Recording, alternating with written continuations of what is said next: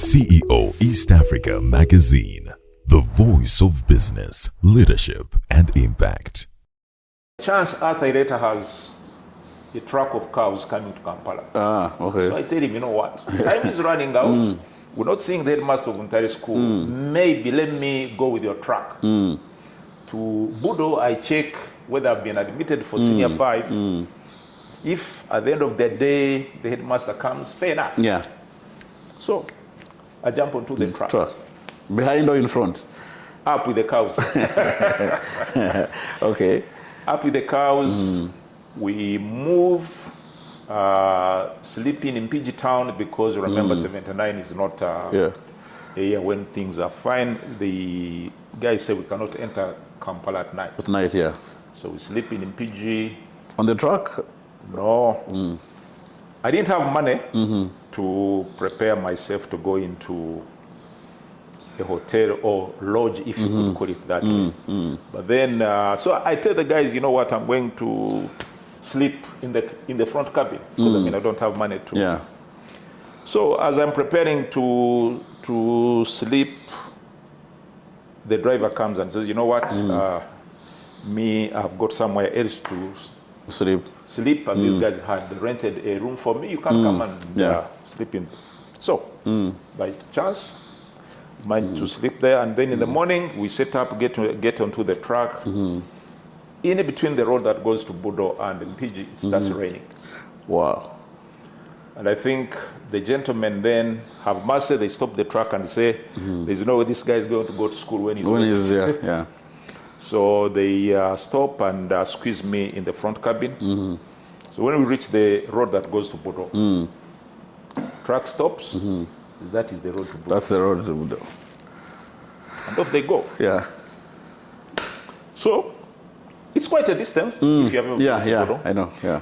But those days, walking those distances was not that much of a problem. So I walk to Budo.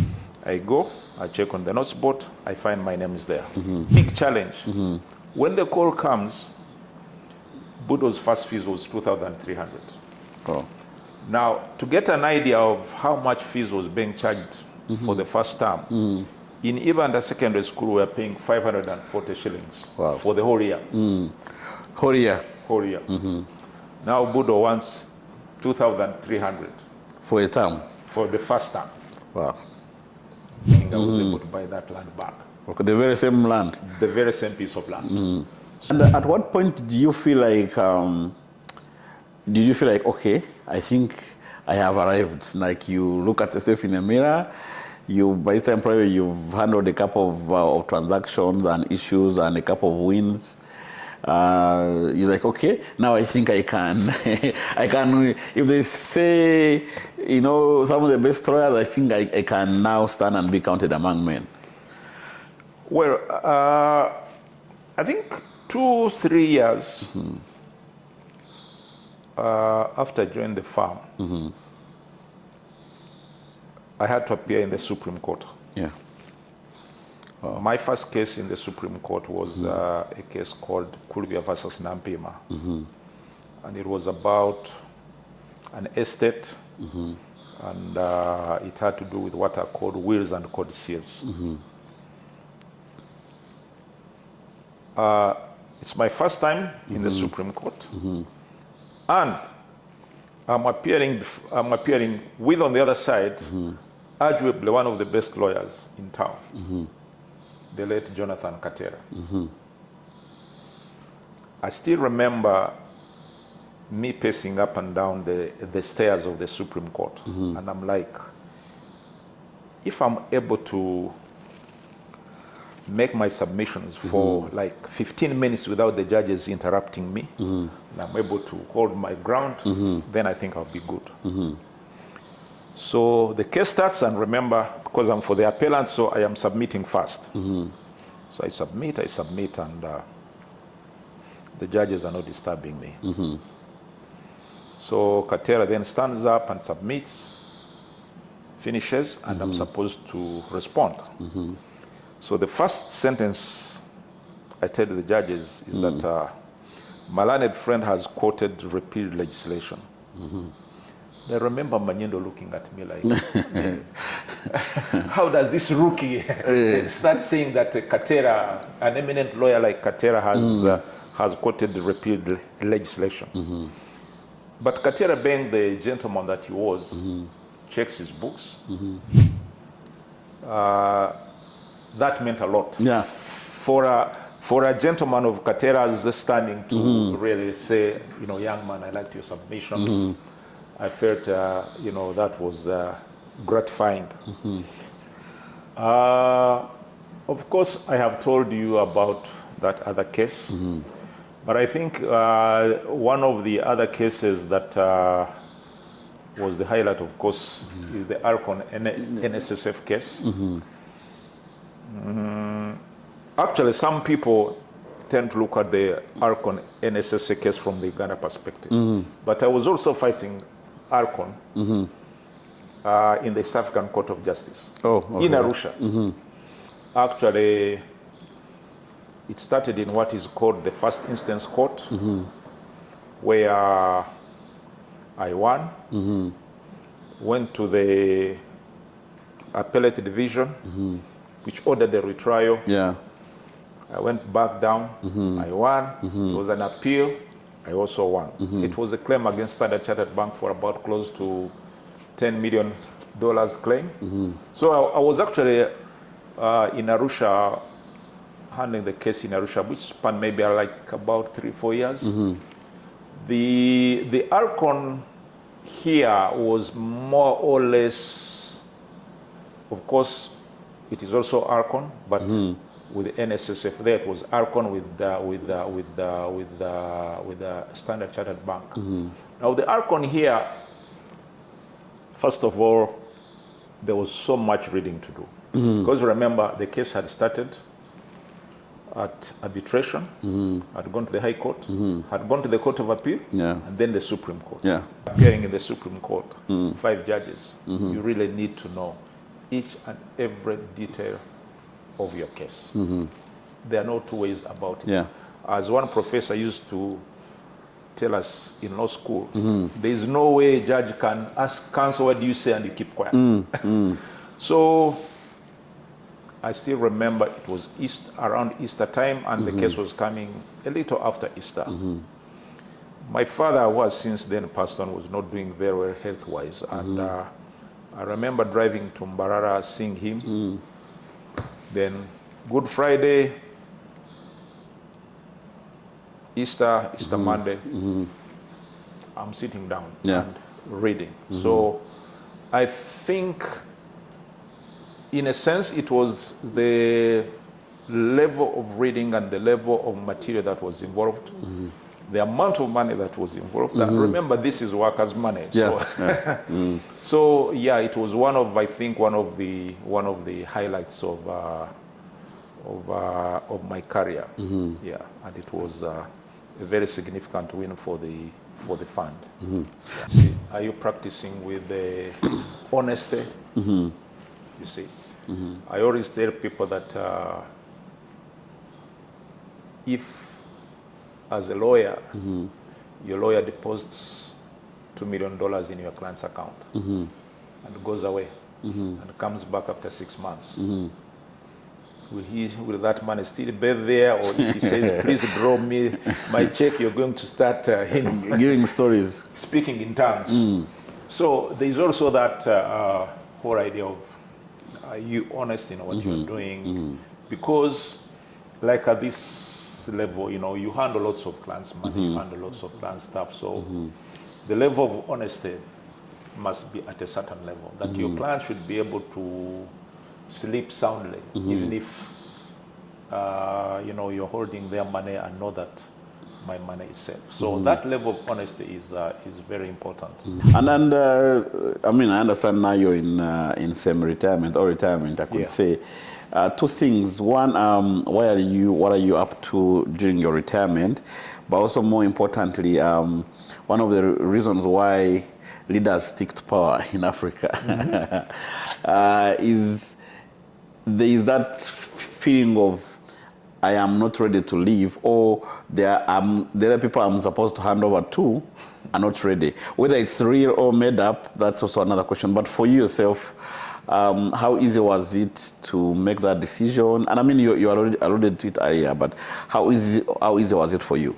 I was leaving the farm in very strong hands, and that at the level both of the partnership, of the partners in the farm and of the young lawyers, I thought that the resource that is in the farm would actually still carry the farm forward, I mean, without me. Because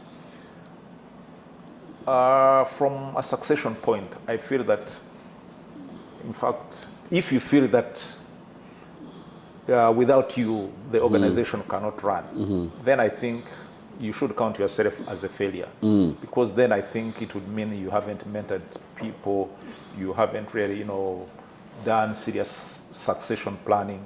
And I think all that had been done, and therefore I was living confident that the people that I was leaving behind would actually run the ship, even in my absence. Focused,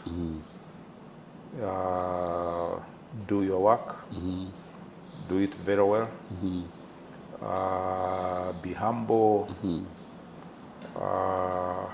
work with integrity, ensure that you do not try to think that success can come in a sprint. That you see, with the time, for as long as you live to your values, success will eventually come. Okay. It is, as I've said, a marathon. It's not a sprint. Yeah. And maybe to me, that is always the lesson that I give up to young people. I always say, if you start living in one room and you have 2 rooms, you have made progress. If you are driving a Vitesse, you're now driving a RAV4, you have made progress. So there are actually, in my sitting room, there is a framed portrait where a guy is saying, I don't compete against other people. I compete against myself. For as long as I am being a better person every other day. Then, because you see, I tell some of the kids, you see, you're not going to compete with some. I mean, I've had some kids here come to do clerkship when they are driving. I drove my first car after working for 5 years. You see, so are you going to compete with a kid whose parents you don't even know? Yeah. Those of us who are coming from villages, you had maybe to take care of your siblings, pay their school fees and the kind of thing. And this kid is, the father is paying school fees for everyone. He's just caring about himself or herself. So I have always said, just look at yourself. If you have made a step from A to B, you have done very well. That comparison is a thief of happiness. If you start comparing, and I like to joke that when I'm walking alone, I'm very tall. Yes. It's until I meet people like you.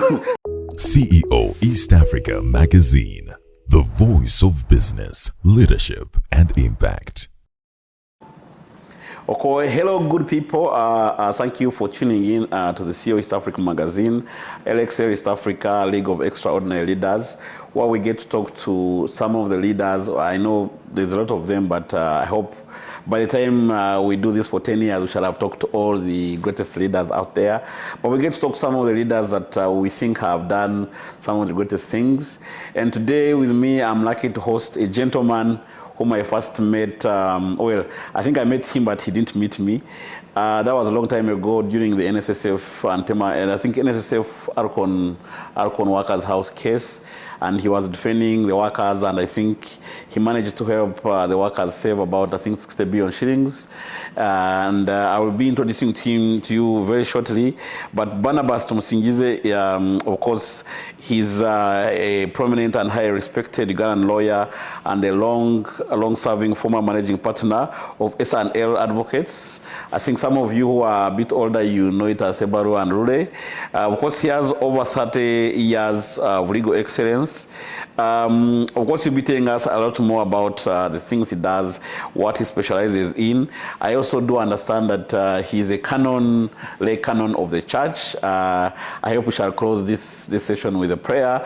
But also, most importantly, he's been ranked by most of the international legal ranking agencies, and maybe you'll be telling us about that as well.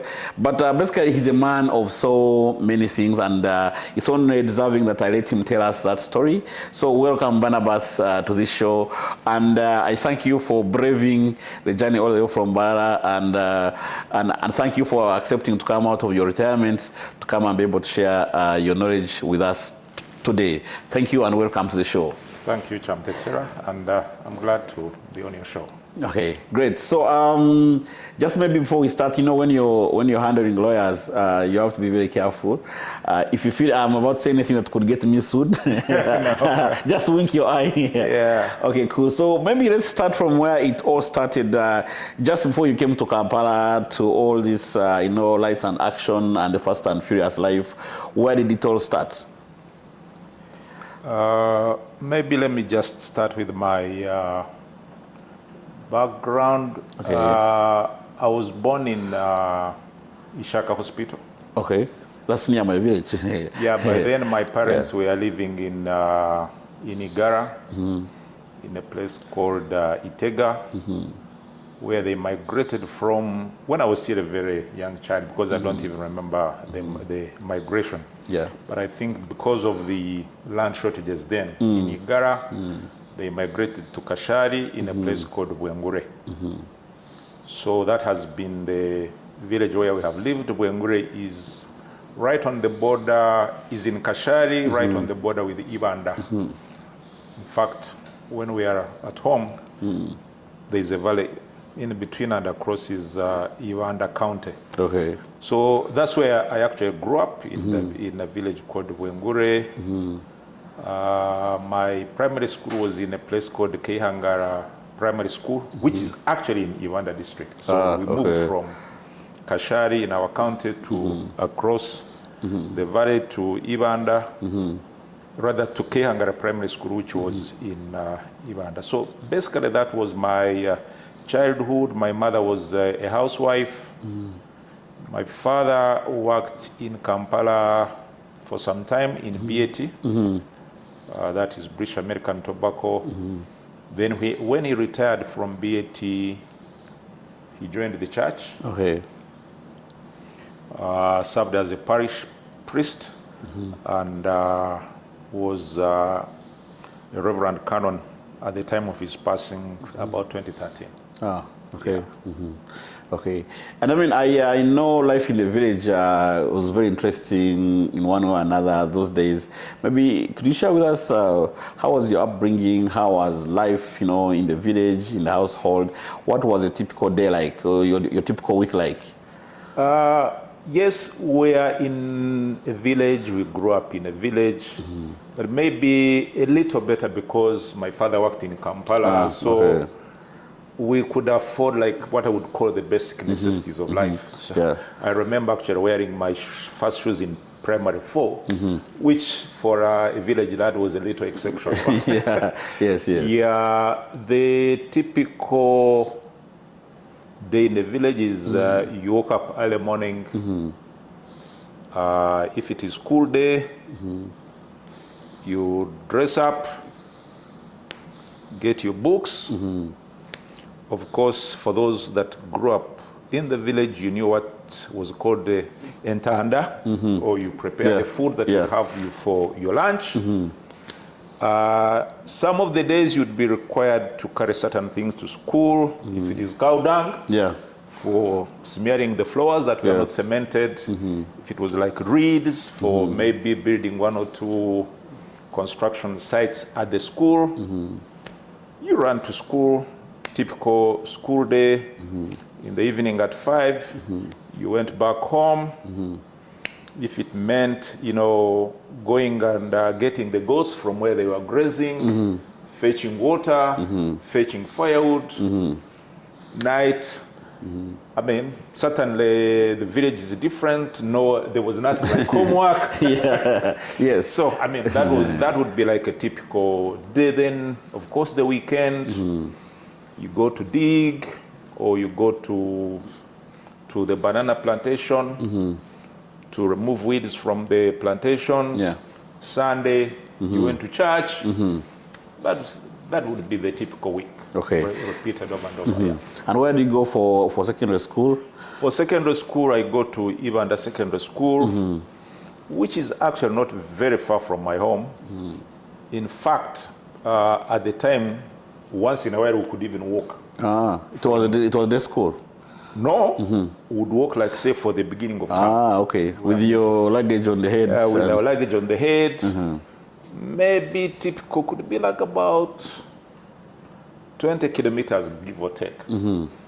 At times when we went to Igorora, because that was the nearest stage, to take a car up to a place called Ruhoko, if you know Ruhoko. Yes, yes. Then we'd walk through Katehe up to Uganda Secondary School. So that's where I did my O-level. Okay. Yeah. And A-level? A-level, by then, Uganda didn't have A-level. And at the time, I think, if I recall very well, the only schools in Western Uganda that had A-level were Antari School, Chigeza High School, and Nyakasura. But I decided to put my first choice at King's College Bodo. And very many people always ask me, why did you put your first choice at King's College Bodo? It sounds a little bit out of your league. Exactly, because so many people tend, up to now, I still get questions as to, even under King's College Bodo, I mean, it's as if it's some kind of mismatch. But in our village, there was a gentleman called Zadok Bebwa. Zadok Bebwa was a teacher at King's College Bodo. Yes. And that's how I come to get to know about King's College Bodo. So, otherwise, knowing about schools like King's College Bodo, you know, Mwiri and whatever, if you remember at the time in our primary schools, whenever you'd be filling forms, there was always a warning that you see you should avoid some of these schools because they are way out of your... I mean, they're way out of your reach. They admit students with very high marks. So Bewa is in my village. He's a teacher at King's College Bodo, and I'm like, but I think I can try my chance. So I put my first choice at King's College Bodo. Number one, I did my senior 4 in 1979. And if you remember, 1979 was a war year. When I wasn't born, I read about it. Okay, 1979 was a war year. Of course, yes. So in January, end of January, we report for senior 1. When it is like 3 weeks, the war intensifies. Because remember, it was coming from the Tanzanian side. Yes. So the students who are coming from Isinjiro, that is around the border between Uganda and Tanzania, are raising issues with the school administration. And they are saying that, look here, we cannot sit here in school when the war is raging on the border, when we don't know exactly what is happening at our home. So the school administration sits and decides we have to close the school because of the war. So we closed the school, I think, around mid-Feb. So Feb, March, April, May. By around May, information starts coming in that actually I think, or we think, that this is going to be a dead year. Yeah. Because remember, we are now like 3 months, nothing is happening. So, but I think towards the end of May, they call us. Okay. Go back to school. So the time in between was very short. We remember we are like 3 months home. Yeah. So really, it's like a crash program. We're studying on Saturday, we are studying on Sunday. And it was so bad that I still remember only 625 of us passed in first grade in 1979. The whole country? In the whole country. Wow. 625. So 4 of us passed in first grade in Uganda. It was myself. If you know, a gentleman is now a reverend father called Dido. Father Dido. Shekanimanya? Shekanimanya. Yes, yes, yes. Another guy called James Variaetwa, he's since passed away. And another gentleman called Lawrence Muhereza. So Shekanimanya Variaetwa went to Namiryango. Lawrence Muhereza went to Ntare School, and I went to Bodo. But the journey to Bodo was not very easy because my father wanted me to go to Ntare School. Oh, okay. Had he left BAT by then? Yes, by then he has already left BAT. He's working in the church. He says he's saying Ntare School is rather Bodo is very far. You just want to go and get spoiled. So says I've got a friend of mine called Arthur Ireta. I think Arthur Ireta by then was like either an administrative secretary for Ankole or whatever. He said I've got a friend of mine called Arthur Ireta. Go to Arthur Ireta. He's going to get you a place at Ntare School. I mean, there's not much you can do. Your father is saying do this. So, first time I went to Mbarara, Arthur Ireta is there. The headmaster of Ntare School is not there. So, we're not able to meet. I think the second time, first time, the headmaster. Okay, second time, what I remember is Arthur Ireta is there. But the headmaster is not there. It's not there. But then time is running out. So by chance, Arthur Ireta has a truck of cows coming to Kampala. So I tell him, you know what? Time is running out. We're not seeing the headmaster of Ntare School. Maybe let me go with your truck. To Bodo, I check whether I've been admitted for senior 5. If at the end of the day the headmaster comes, fair enough. So I jump onto the truck. Behind or in front? Up with the cows. Up with the cows. We move, sleeping in PG Town because remember 79 is not a year when things are fine. The guys say we cannot enter Kampala at night. At night, So we're sleeping in PG. On the truck? No. I didn't have money to prepare myself to go into a hotel or lodge, if you could call it that way. But then, so I tell the guys, you know what, I'm going to sleep in the front cabin because I don't have money to. So as I'm preparing to sleep, the driver comes and says, you know what, I've got somewhere else to sleep, and these guys had rented a room for me. You can come and sleep in. So, by chance, managed to sleep there, and then in the morning we set up, get onto the truck. In between the road that goes to Bodo and Mpigi, it starts raining. Wow. And I think the gentlemen then have mercy. They stop the truck and say, "There's no way this guy is going to go to school when he's there." So they stop and squeeze me in the front cabin. So when we reach the road that goes to Bodo, truck stops. That is the road to Bodo. That's the road to Bodo. And off they go. So it's quite a distance if you have ever been to Bodo. I know. But those days, walking those distances was not that much of a problem. So I walked to Bodo, around Kabinja. Kabinja is like where Bodo Junior School is. I meet the school bus. Now Zadok Bewa is actually in that bus. Oh, yes. Interesting. But, I came to know later. So I reached Bodo. So the bus gave you a lift? No, the bus is going to town. I'm on foot going to Bodo, but the bus passes. So I reach Bodo, I ask for Zadok Bewa. They tell me, did you meet a red bus? I said, yes. Zadok Bewa was in that bus going to town. So I say, I put here my first choice, I would like to know whether I was taken. They say, there is a notice board, just go and check. I go, I check on the notice board, I find my name is there. I go back to the headmaster's office, can I have my admission letter? They tell me admission letters are not ready. Wow. They say, did you provide a post office box number? I say, yes. They say, wait. We shall send. I walk back to the road, get a vehicle to Kampala, onto a bus, back to Mbarara. So I tell my father, I've now been admitted to Bodo.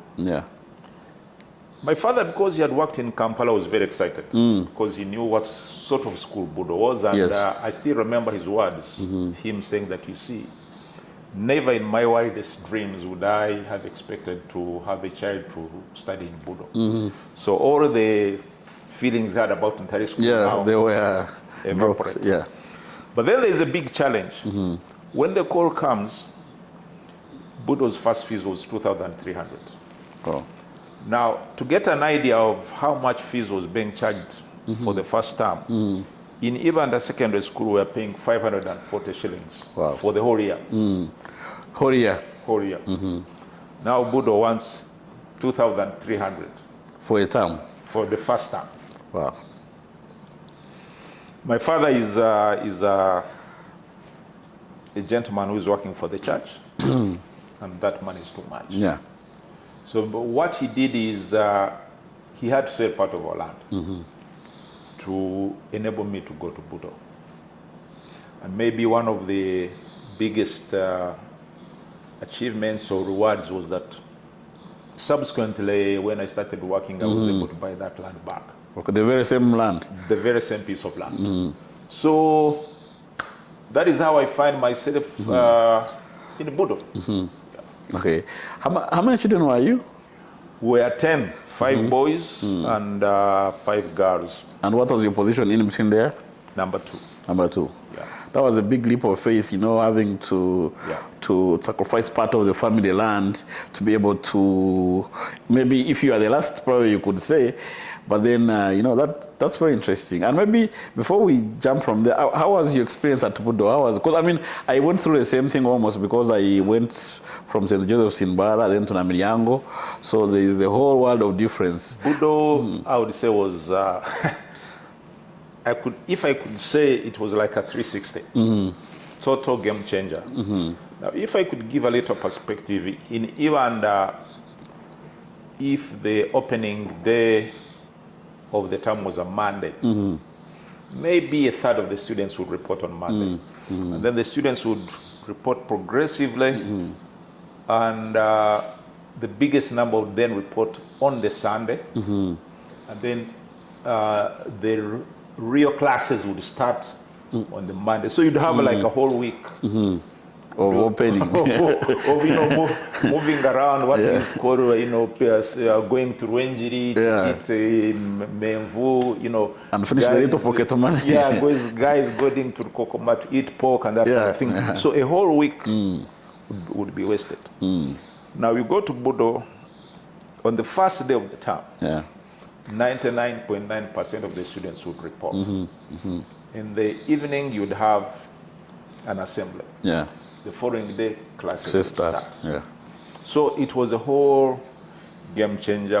Secondly, remember, Budo is also a mixed school. There were also things like, say, appearance. I mean, even whether you had your rugabire, and your shorts and whatever, you could walk in class, whether your shirt is tucked in or not. In Budo, everything is very structured. You go to tuck in your shirt. They also say things like, say, for supper or for any meal, 8 minutes after the bell, the dorm, or rather the dining closes, announcements. If you're outside, you're outside until after the 8 minutes. If you have come with slippers, you don't enter the dining with slippers, you leave them outside. So very highly structured, serious enforcement of discipline. There was chapel every morning. Every morning, and compulsory.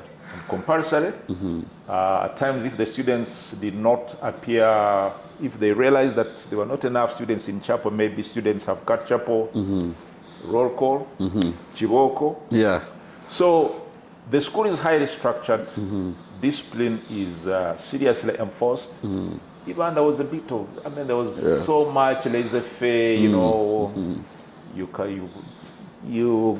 are going to go to Ranger at break time and do all. So yes, it meant a lot of adjusting to a new structure. Moving from a school where things were a little laissez-faire to a much more structured environment where discipline is enforced. Yeah. Did you find some students you could recognize from around the village, or it was totally new? No, Budo was. They were in our senior 5 because of what I told you, because of the war. Most of the students who are done senior 5, rather senior 4 level in Budo, most of them did not come back. So in our senior 5, I would almost think that about 2/3 of the students who joined senior 5 in 1980 in Budo were actually outsiders. Ah, okay. Yeah. So it became easier for you to. Yeah. But again, not very many of us came from what I would call Western Uganda. I mean, the kind that would, at the end of the term, go to the park and ride onto a bus. We are not very many of us then. Okay. Now, before we get to now you joining university, looking back at those formative years, O level, A level, and even the times, because a lot of things. There were no phones. Probably Radio Uganda was the only. I remember we used to tune around 7:30 for the Runyankore announcements, and maybe I think around 8:30 for the Runyankore news, and after that it will be other minutes. How was life back then, and looking back, how do you think that would prepare you for the future? I think life was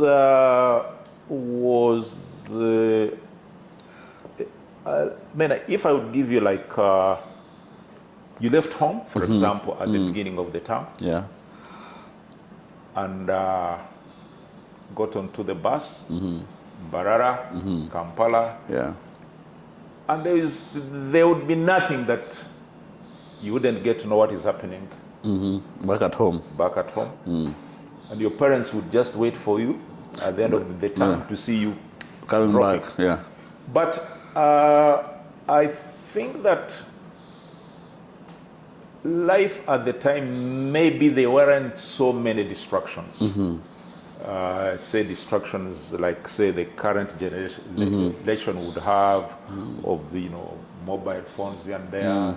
I think life was maybe a little laid back, but in a sense, it helps. It helped us grow into the people we are because there were not so many distractions. No alternatives. No. You went to school and you prayed that you'd still go back home and find your family, still work. And they would give you your pocket money and transport back home on the opening day? You got your pocket money, you got your transport back home. Maybe the only advantage I had is that I had a cousin of mine who was living in Entebbe at the time, and really I owe a lot of my survival, both in A-level and in Makerere, to him. Because at the time he was the only relative I knew, and if I ran out of pocket money, then I would go to Entebbe and replenish. Okay. Interesting. So let's talk about joining university. How did it start? How you got to get the news and the process of joining university. And maybe that really, follows the whole issue of there is no communication. We've done our A-level. Then we would finish A-level in March. Actually, we were the last people to do East African Examinations Council, S4. Okay. That was in 1979. So I think the UNEB must have started in 1980. So we're in the formative years of UNEB. We did our A-level in 1982, March. So remember, there are no phones, just like there were these guys, going to the phones and get their results. So, but again, the radio. Radio. I am slashing the compound early morning, and I hear on the radio that the A-level results have come. Now, you're not going to get onto a bus and come to Kampala just to look for your results. But maybe there was another one saving grace. Among the students that had done very well in Uganda was one of my classmates. I'm like, okay, she's done that very well. Maybe more. Because you've been the same range. I should be within the same range. So what I do is after like 1 week, I come to Mbarara and there was an aunt of mine called Agari Kabogorwa. Agari Kabogorwa was married to the late Serwano Kabogorwa, if you ever heard of Serwano Kabogorwa. I think it was RDC at one time for one of these districts, I think in Zimbabwe. So they had a home in Kakoba, they had a house phone. So one of the students we had in Budo, he was in O-level when we were in O-level. When we were in A-level was a guy, was the son of Bamturachi. Bamturachi was the deputy inspector general of police. Oh, okay. So we are studying with his sons. So I call the son. Then the son gives me the results, and I've passed. And now the question is, how do you then get to know? But the good thing is that at the time, government structures were actually very operational. So this is around 1983, 84. Now this is 82. So what happens is someone tells me that the moment the university finishes the admissions, you can go to the district of education officer. They will send the information there. So after a few weeks, I got the district education officer in Kamukuzi. The DO, district education officer, was a gentleman called Nkuruziza, the father of Didas. Okay. So I see him and I says, you know, the list is on the notes board. Notes board, yes. Admission. So I go to the notes board. I found I had been admitted for law. And you had applied for law as well? I had applied for law, and I find I had been admitted for law. So I think these are like 1982, maybe towards August, September. I can't remember with certainty the month. So I do my shopping, but in the holidays, that is the long vac, A6 vac. I was teaching in a primary school, and I had made some little money. Some money, some money which which I would use for the shopping and you know to buy a few things. So I set off. I go to Entebbe initially to my cousin's place, and then from my cousin's place to Entebbe, rather to Makerere. I find I had been posted to Lumumba Hall, and my roommate was a gentleman called Charles Tumwesije. Charles Tumwesije passed on about 5 years ago. Actually, was a practicing lawyer in Bushenyi. Oh, okay. Called Counsel. Actually, I think I remember Tumwesije and... exactly. Yes. He was popularly known as Counsel. Probably the only one. Tumwesije comes from Kanoni. And had actually done his A-level in Namiryango. O-level Mbarai School, A-level Namiryango. So he's my roommate. I'm in Lumumba, and so I joined law school, and good enough for me. I think we're about like 8 students from Budo joining law school. So I was in a familiar company. Maybe another 8 or so girls from Gayaza, Namagunga. I mean, how big was the law class? 60. Wow. Okay. Yeah. So we are 60, and we commence on our studies. Okay. Who are some of your classmates who are still in practice? Who are surviving? Maybe those that you may easily know. Some of my former classmates in our school, Jennifer Musisi. The former executive director of KCC, with whom we came from Budo. Justice Irene Mliagonja, who came from Namagunga. Professor Sylvia Tamale. The firebrand. who has just retired from law school. Yes. If you know a lawyer called Kavuma Kabenge. Yes, I know Makavenge. Makavenge. There's another lawyer called Henry Kunya, who is a practicing criminal lawyer. Was a gentleman, close friend of mine, who worked in the foreign service but has since retired, called Asaba, Peter Asaba Winyi. Is a lady who was former company secretary of Centenary Bank called Penny Nakasule. Yes, I know that one. Penny Nakasule. Others are in the diaspora. But basically, those were some of my classmates in law school. Okay. Yeah.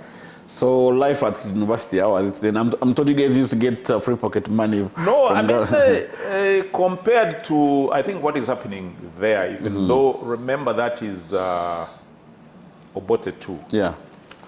But I think life wasn't, okay, in terms, say, like feeding, feeding was not like the best. Yeah. Yeah, it's basically posho, tea without sugar in the evening, portion beans. But in terms of like welfare, I think we're okay. Number one is that they would provide boom. They would provide... which is for the free pocket money for the audience out there. Yeah. They provided a book allowance. So every student had an account in the university bookshop. X amount of money depending on the course and the books that you would require. For example, the medics would have a higher amount of book allowance. So you have your account, you go there. If you're a law student, it's X amount of money. For this year, you go buy books that fit within your allowance. There was... and you'd own them forever? Oh, yeah. Yeah. Okay. You'd own them forever. You had a stationery allowance for reams of paper, pens, clipboard, and stuff. There was a book allowance, there was boom, there's a stationery allowance. There was also a transport allowance.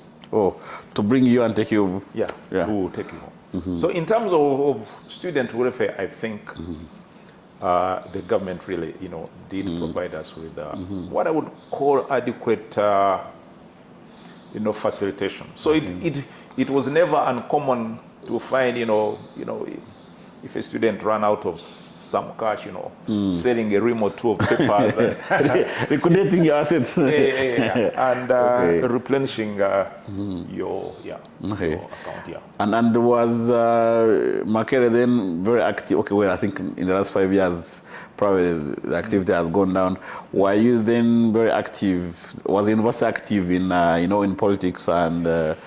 But I still remember that there was serious activity. But remember then, the UPC was the government in power.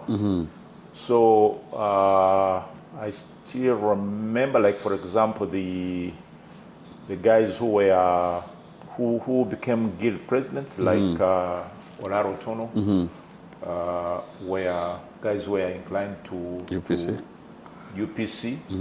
But I also know that they were like,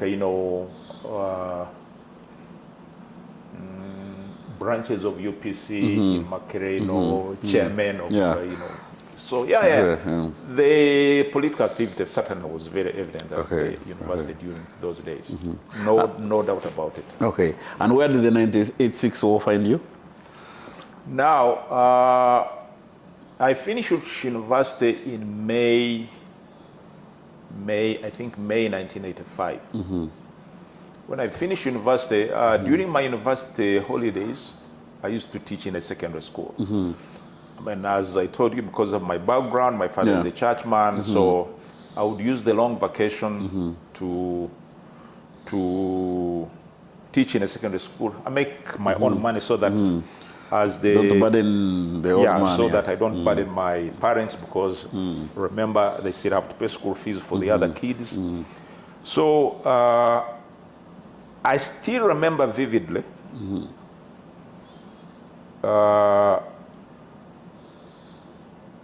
It is a Saturday,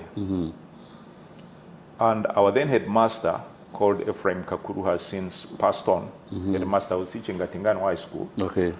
goes to Bushenyi. They were arranging for elections, I think, that were supposed to take place in '86 under the UPC government. Yeah. So, as we are there, Kakuru comes in the school truck at breakneck speed. So it says, you know, we are in a meeting with by then they were called district DCs, district commissioner. Yeah. And then we get a message from Kampala that the government has been overthrown. Yeah. So, chaos all over. Yeah. I still remember in the middle of Kabohe town, there was an arch across the road. For UPC. For UPC. Yeah. With the inscriptions, Apollo Milton Obote is our president, Chris Rwakasisi is our MP. Yeah. Full stop.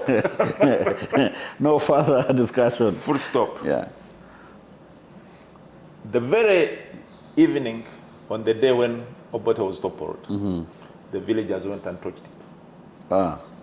Brought it down. Chris Rwakasisi's home was not very far from Ngano High School. Yes, yes. So it is a Saturday. I still remember vividly. Monday, no, Sunday, the villagers went and looted his house. And the cows. And actually, if you had even the cows, and so now, remember this is 1985. I'm supposed to teach, Yeah. and then go to LDC. Now, I was supposed to go to LDC like to leave, to go to LDC to leave Kabwe and go to LDC like on a Monday. On Sunday, The government is toppled. Katonga It's cut off. is cut off. So I'm not able to go to LDC. But you already got the news of the admission. Yes. Was it automatic then, or you doubt? Basically, if you had an upper degree and a lower, it was automatic. Yeah. So I had got an upper, and therefore my admission to LDC was Guaranteed. automatic. Yeah. So I knew I had been admitted to LDC. I'm supposed to leave for Kampala on a Monday. On a Sunday, Katonga is cut off. 3 weeks after, there's an announcement on the radio. The foreign students, and it was not me alone, Yeah. are required to report to LDC within the next few days. Otherwise, their places will be given to other people. It was on radio. Yeah, it was on radio. Okay. Exactly. Exactly. So Yeah. there's not much I can do. I mean, Yeah. Katonga has been cut off. I'm in Kabohe. So I stay put.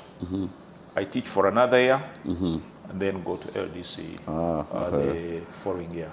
Yeah. And your place was still there? Or you had first negotiated? No, I had to go again and make a fresh application. But of course, our circumstances were understandable. Yeah. The reasons why we hadn't gone to LDC, so the admission was automatic. But also remember that there were not very many students at the time. So yeah.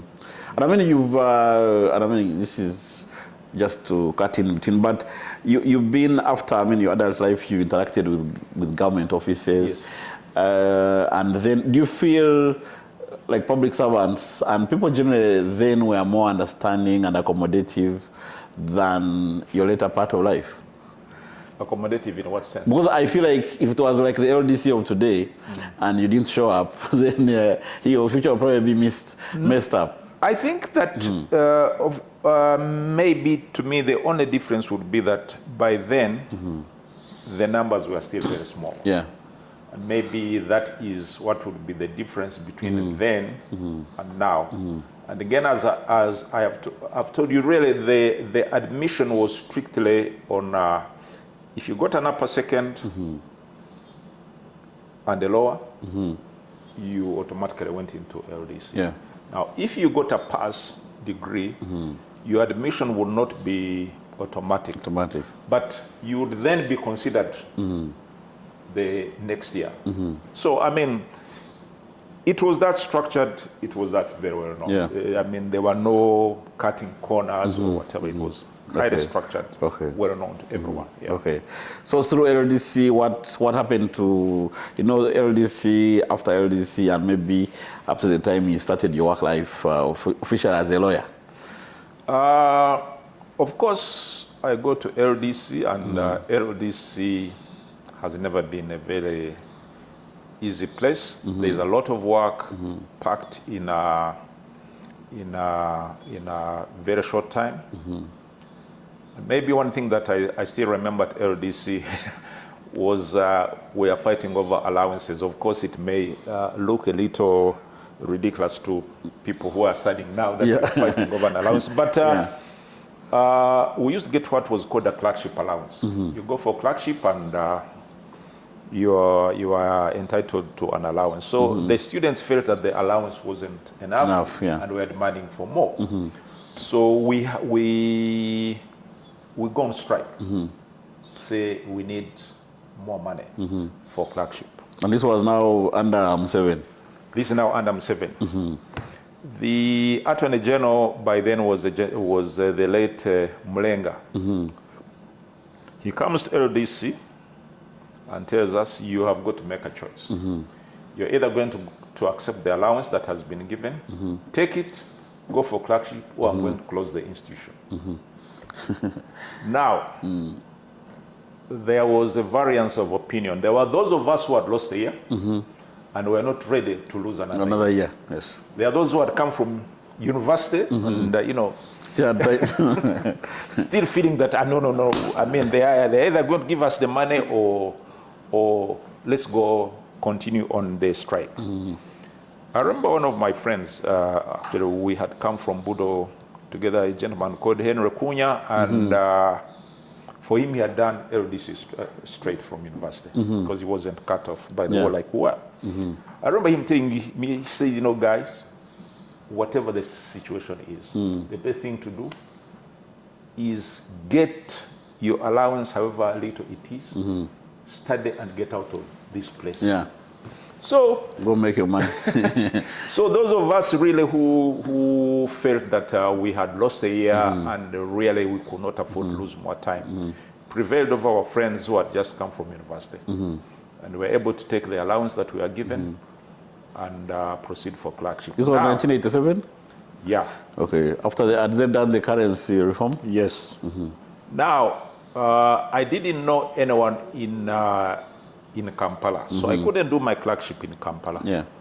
One of our lecturers at LDC, a gentleman called Karuleli Yombo then, tells me, but I've got a friend of mine called Mwene Kahima in Mbarara. Mbarara, yes. Go to Mbarara and do your clerkship at Mwene Kahima. So I go to Mbarara. He posts me. I go. I see Mwene Kahima, and Mwene Kahima is kind enough to grant me a clerkship spot. Yeah. So I do my clerkship in Mbarara. I finish my clerkship. I come back to LDC, do the final term, and Mwene Kahima says, I can give you a job. Remember, I don't know anyone in Kampala. So 1988, I go and work with Mwene Kahima in Mbarara for 1 year. Luckily, I had a cousin working with the vet department who had a house in Boma. So I had free accommodation in Boma, and I do 1 year in Mbarara. Now, towards, I think around September of '88, I see an advert in the newspaper. I've always been, and maybe I take it from my father who used to read newspapers a lot. I mean, I read newspapers a lot. In fact, even when I travel out of the country, I always tell people, please, buy newspapers and keep. I hope you also read the CEO magazine. Yes, I do. So I'm reading the newspaper and I see S&L Advocates advertising for a legal assistant. Yeah. So I put in my application and send it. Now remember, then communication. We are talking of 1988. Yeah. Communication, there are no mobile phones. So the late Mr. Sebalu calls a gentleman called Katunda, who was working at the High Court in Mbarara, who knew me. Said, there is such and such a lawyer who applied for a job here. Go look him up and tell him to come to Kampala for an interview. You can see the kind of communication of those days. So Katunda comes to our offices and tells me, S&L Advocates have called. They say you should go to Kampala on such and such a date for an interview. So I come to Kampala. The offices of S&L Advocates by then were in East African Development Bank. I sit for an interview. In front of Mr. Rule and Mr. Sebalu.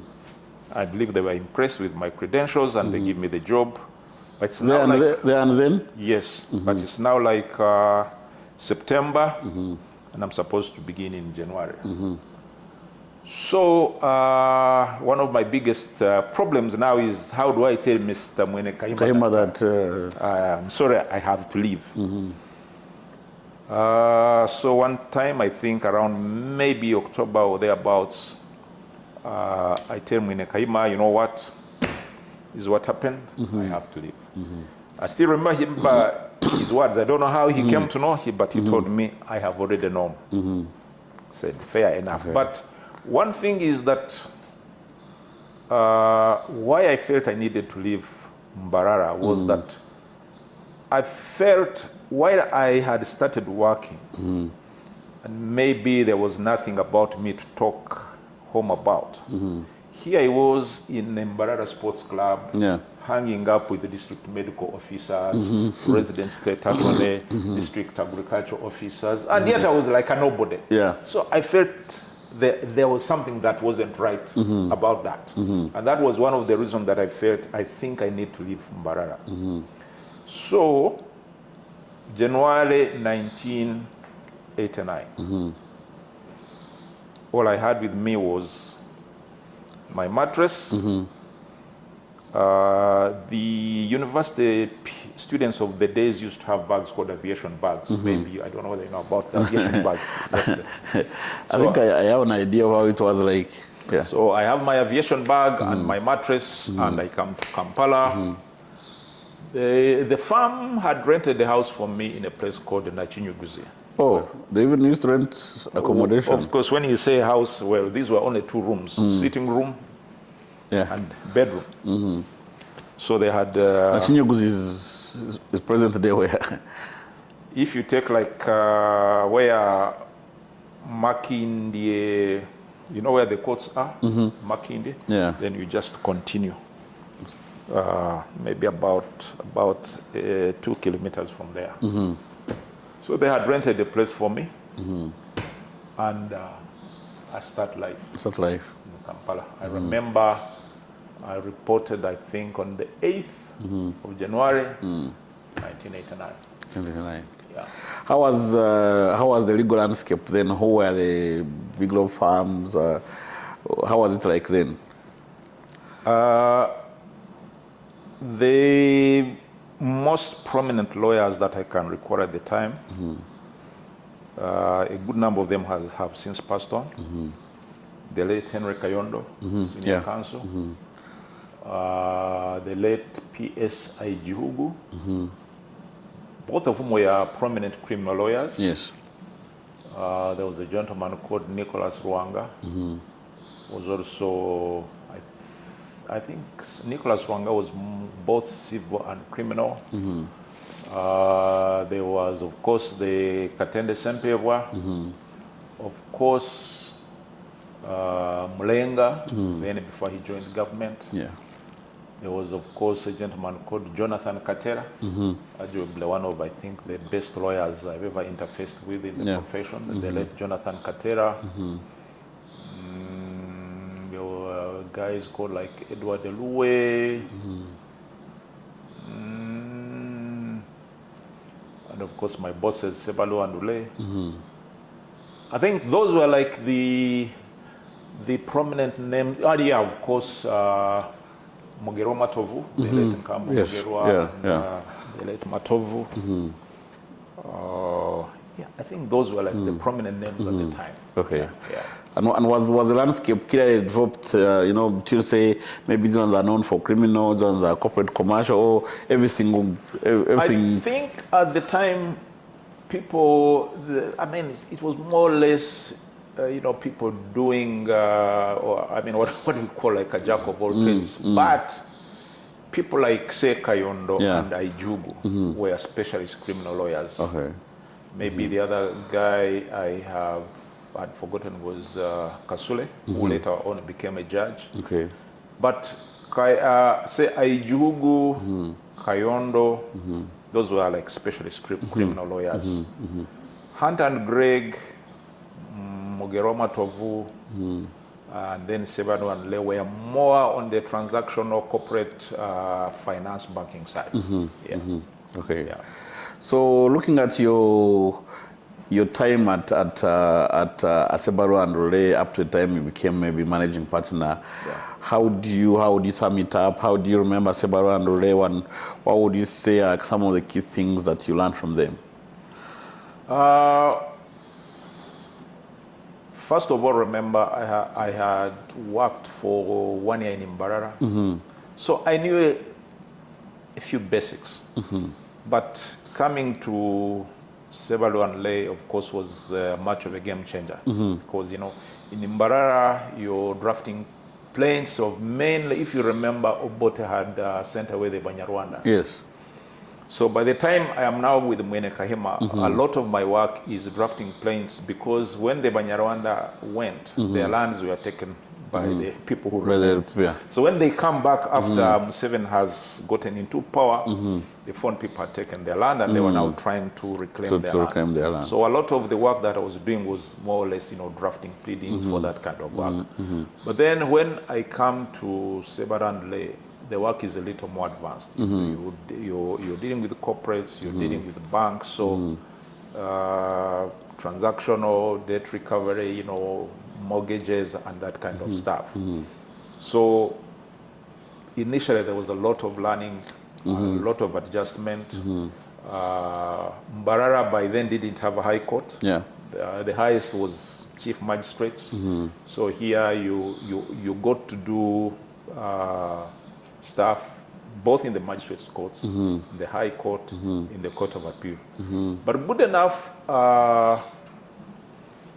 both Mr. Rule, who was a very good lawyer on the litigation side, and Mr. Rule, or rather Mr. Sebalu, a good lawyer more on the transactional side, we are very helpful in getting me to understand the intricacies of practice. By number one, if it is Mr. Lay, just give you a plaint, say, do this drafting. You realize the mistakes you have made, corrects them, or you go with him to court, you see how he's handling the case, how he's cross-examining. So there was that learning process. I mean, from both on the litigation side from Mr. Lay and on the transaction side from Mr. Sebalo. But there were also other lawyers that we found there. There was a gentleman called Chiua who had been there for maybe like 5 or so years, with whom we sat in the same office, went to court with. But also the other advantages that I was able to start going to court at a very early age. And maybe that really, gave me the kind of necessary grounding that I really needed for my future work. And that, by the time I'm sure the computers had not yet come. Computers had not yet come. All you did is you drafted by pen? You drafted your work in longhand, took it to the secretaries, and And at what point did you feel like, okay, I think I have arrived? Like you look at yourself in the mirror, by this time probably you've handled a couple of transactions and issues and a couple of wins. You're like, okay, now I think I can. I can. If they say, some of the best lawyers, I think I can now stand and be counted among men. Well, I think 2-3 years after I joined the firm, I had to appear in the Supreme Court. My first case in the Supreme Court was a case called Kulvia versus Nampima. And it was about an estate, and it had to do with what are called wills and codicils. It's my first time in the Supreme Court, and I'm appearing with, on the other side, arguably one of the best lawyers in town, the late Jonathan Katera. I still remember me pacing up and down the stairs of the Supreme Court, and I'm like, if I'm able to make my submissions for like 15 minutes without the judges interrupting me, and I'm able to hold my ground, then I think I'll be good. So the case starts, and remember, because I'm for the appellant, so I am submitting fast. So I submit, and the judges are not disturbing me. So Katera then stands up and submits, finishes, and I'm supposed to respond. So the first sentence I tell the judges is that my learned friend has quoted repealed legislation. I remember Manyendo looking at me like, how does this rookie start saying that Katera, an eminent lawyer like Katera, has quoted the repealed legislation? But Katera, being the gentleman that he was, checks his books, stands up, and concedes. Wow. That actually... So meaning you had done your homework very well. Absolutely. I had prepared very, very well, meticulously. So we wait for the judgment, but before the judgment comes out, remember we are in EADB, Katera Kagumira was across the road in what was then Greenleaf's Bank. Yeah. So the secretary calls me and says, Mr. Katera has called. He says he wants to see you at lunchtime. So at lunchtime, I cross the road. I Go to his office. I go to Mr. Katera's office. And Mr. Katera says, you know, young man, I liked your submissions. Wow. And I think your appeal would be allowed. And indeed, the appeal was allowed. To me, that meant a lot. Yeah. For a gentleman of Katera's standing to really say, you know, young man, I liked your submissions. I felt, you know, that was gratifying. But one other thing that I were to learn was subsequent to that, I did another case in the Supreme Court. And I'm appearing with one of a lawyer who is again senior to me. And for him, he had written down his submissions. So he's reading word for word, reading word for word, reading word for word. Then the judges started asking him questions. This, I mean, remember you have your notes now. Yeah. And the guy is asking you this and this. And the guy got a little off track. So that taught me one thing, that maybe you need to have your own style. You don't need to write things and start reading. Know your case, know your facts, know where to find what, and then come and submit. And to me, that became like my style, that I'm not going to go to court and start reading Word for word, yeah. I will have my talking points. I know where to refer to. So those were like some of my formative years, and really more or less they informed what my practice would be subsequently. Okay. Okay, cool. So I think you've had a chance, of course, to practice in the Stone Age era, if I could say, but also had a chance to practice in the modern world where technology had come up, and I think made a lot of things easier. How do you compare both worlds? And in asking this, I'm also looking at what are in the hard lessons there that maybe the lawyers of today, where everything seems to be available at a click of a button, and that could be a temptation for you not to prepare hard. What hard lessons do you find in there? No, I think that maybe it's more at an individual level. Of course, technology has made work and practice much more easier than it used to be, because if I have my phone, if I have my laptop, and I need to check on a case, I can do that. Formerly, you needed to go physically to a library to do that. Even then, maybe we'll touch about that.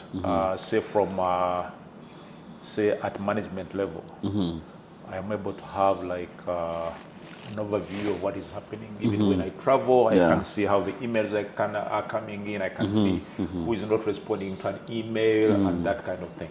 That was never possible in what you call the Stone Age era. Yes. So really, to me, I think maybe it's really at the efforts that an individual will have put in, whether in the Stone Age era or now. But certainly, things have now been made, much easier. Practice now made much easier. I always say that, for example, say due to the firm's relationship with the DLA Piper, I mean, if I'm in Kampala, I needed a case that I cannot track down in the libraries or on the websites. All I need to do is send an email to London, and I'm like, I'm looking for X this case, and in the next 20 or so minutes, I mean, the case will be here. So in that sense, I think that both in terms of knowledge, but also like in terms of communication, because like you have, say, a WhatsApp group for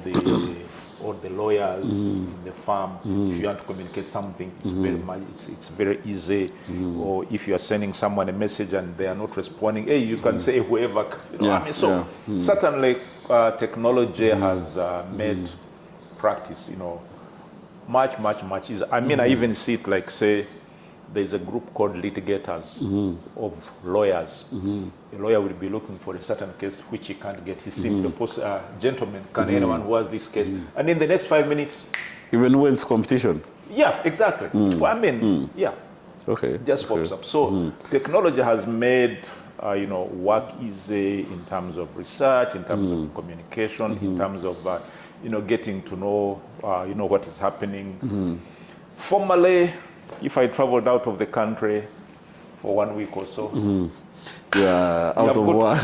You're out of work, and you have really, come back and start from where you left. Now, all you need is your laptop and your phone. You travel with that. But does that make, I don't know, I was reading somewhere where someone was saying that initially people were thinking that because of AI and technology, because we're able to accomplish work much faster, people would be resting more. But instead, because work is easier to accomplish, people are taking on more work and actually resting less. So how was it then in terms of, was it easier those days I could travel, relax and come back better? Or? Yeah, of course, I think I'll tend to agree a little more with that, because you see, if you left office, you left office. Now it's on Friday you come back. Now it's more or less like you travel with your office, because if you don't have your phone, even if your boss wants you, he's not going to get you. There is no way he's ever going to get you. Now it doesn't matter. Even if, as I told you, I'm in London and I'm on my laptop, I can see that X email has taken 2 days without being responded to. I will send an email and say, hey, Bwana, please, can you respond to that email? So even if this person, in fact, I always used to tell the lawyers that there is no excuse for you not responding to certain inquiries. You have the laptop when you're in your office, you have your PC when you're in your office, but you also have your phone wherever you are. So yes, it's true, because now, those days you left office and you left office. Now, you are actually moving office. You never. Okay, but I was meant to ask that at what point did you decide that you needed to specialize in certain things? I think we started specializing after the old men had left. It was about, I think, 2006. We started then realizing that, you see, if you needed to really, provide value to clients, then you did not require a lawyer who draws a plaint in the morning, drafts a mortgage in the afternoon, has a corporate transaction in the evening. Because there you are like more or less a jack of all trade and a master of none. So we thought that it would be better if you have a lawyer. If he's a litigator, let him be a litigator. If he's a transactional lawyer, let him be a transactional lawyer. Because by doing that, you are actually bringing to bear a certain level of expertise within the field. That this lawyer is going to stand up, not to be a jack of all trade, but he will be known as a specialist in employment law, a specialist in tax, a specialist in bank and finance. So it was more or less a response to what we felt that the market needed, that the market needed lawyers who were more specialized. So that if, for example, a client X is looking for X who is good at this, then they're going to point to a given lawyer, other than, but you see that one is a litigator. No, I mean, certainly whether you like it or not, there is no way you can be good at everything. Okay. Yeah. And then they talked about the leaving of the founders around 2006, and were you the most immediate managing partner at that point, or? I was the most senior when the founders left. Okay. Yeah. Okay. Yeah. And naturally you became, or there was some contest? No. Basically, when the founders left, they were 4 partners. So the 2 founders and me and James Mukasa. Okay. So there were only 2 partners left. That was me and James Mukasa. So what we did was we co-opted the 2 senior lawyers at the time. Okay. Was Joseph Luswata and Nicholas Echimo. And we are like, guys, join us and be partners. Okay. Yeah. They're already in the firm? They're already in the firm. Okay. They were the most senior lawyers then in the firm, Okay. So we then became 4 partners. And how did the transition go, emerging from Sebaru and Rure, and I think there was some rebranding at some point, and I would imagine it would take some bit of, some bit of time for people to accept in the market, understand. I think just because by the time they left, me and James had been in the firm for very many years. Okay. And given their age, really, like say Mr. Sebalu was say no longer handling most of the transactions or most of the big cases. So the prominent clients of the firm knew us. And so it was very easy. I mean, it's not as if we are like in the shadows and therefore these guys have gone and who are these guys coming? I mean, what do they do? Yeah. So really by the time they left, we are already well known to the clients. Okay. And really that helped in the transition. Okay. Yeah. And are there certain, maybe transactions or clients or issues that when you look back, you'll be like, these ones, I think they were the most, they were the highlights of my career? Of course, I have told you about that other case. But I think one of the other cases that was the highlight, of course, is the Arcon NSSF case. Actually, some people tend to look at the Arcon NSSF case from the Uganda perspective. But I was also fighting Arcon in the South African Court of Justice in Arusha. Actually, it started in what is called the first instance court, where I won, went to the appellate division, which ordered the retrial. Yeah. I went back down, I won. It was an appeal, I also won. It was a claim against Standard Chartered Bank for about close to $10 million claim. So I was actually in Arusha, handling the case in Arusha, which spanned maybe like about 3-4 years. The Arcon here was more or less, of course, it is also Arcon, but with the NSSF. There it was Arcon with the Standard Chartered Bank. Now the Arcon here, first of all, there was so much reading to do. Because remember, the case had started at arbitration, had gone to the High Court, had gone to the Court of Appeal, and then the Supreme Court. Now, Richard Biarogao was then MD, and David Nambale called me one night and telling me we want to engage you as counsel on this case. I say, fine. And then they keep quiet. About 2 weeks to the appeal, they send me instructions. Now remember, it is the Supreme Court level. There's just too much reading to do. Now, if you are appearing in the Supreme Court, 5 judges, you really need to know each and every detail of your case. There are no two ways about it. As one professor used to tell us in law school, there is no way a judge can ask counsel, what do you say, and you keep quiet. So I still remember it was around Easter time, and the case was coming a little after Easter. My father was since then passed on, was not doing very well health-wise, and I remember driving to Mbarara, seeing him. Then Good Friday, Easter Monday, I'm sitting down and reading. So I think, in a sense, it was the level of reading and the level of material that was involved, the amount of money that was involved. Remember, this is workers' money. So yeah, it was one of the highlights of my career. Yeah, and it was a very significant win for the fund.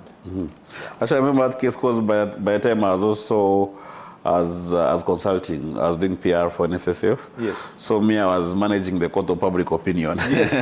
So yeah, that's how I got to know the case. And I agree there was a lot of reading, but also the layer of fraud was that's one of the almost smartest frauds I've come across. Any other particular cases, or maybe even some that were more maybe intellectually rewarding?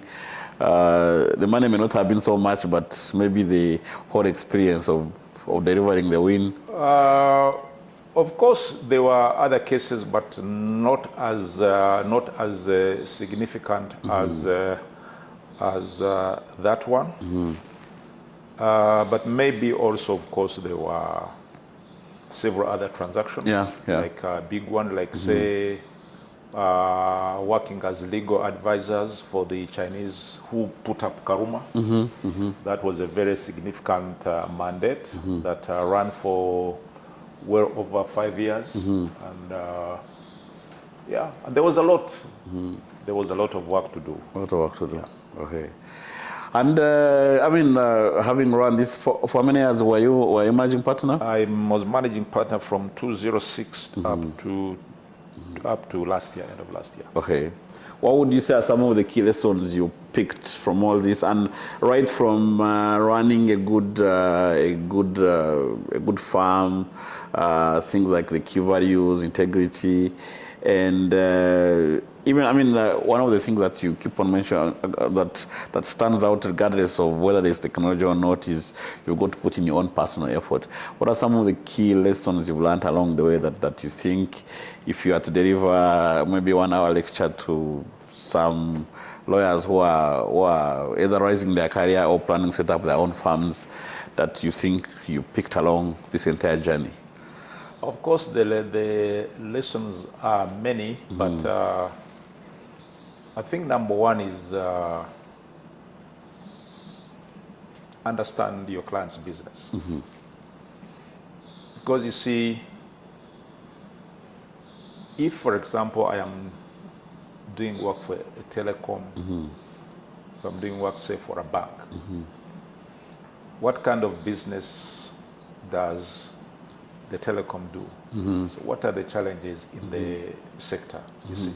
What is the regulatory environment of the sector? Where are the headwinds? So number one is, really, do you understand the client's business? Yeah. Do you understand the client's challenges? So there is that focus that you see. If you're an expert in a given field, then try as much as possible to study what the field is about, what the challenges are, I mean, what sort of environment, what are the new legal regimes that are coming up, how they affect the client. And because unless you really understand that, then you are never going to be able to be a good advisor to the client. The other point is, what sort of practice? See, are you practicing with the honesty? You see, I always tell people that if, as a lawyer, your lawyer deposits $2 million in your client's account and goes away and comes back after 6 months, will that money still be there? Or if he says, please draw me my check, you're going to start giving stories, speaking in tongues. So there's also that whole idea of, are you honest in what you're doing?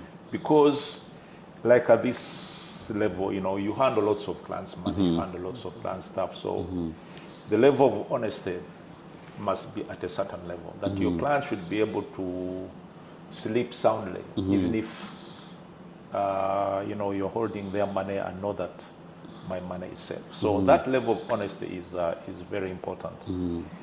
But not only the level of honesty in terms of dealing with the money or clients' funds, but being a man of your word. Okay. That you see, if I'm handling a case with you, and I say, we have got this case in Mukono tomorrow,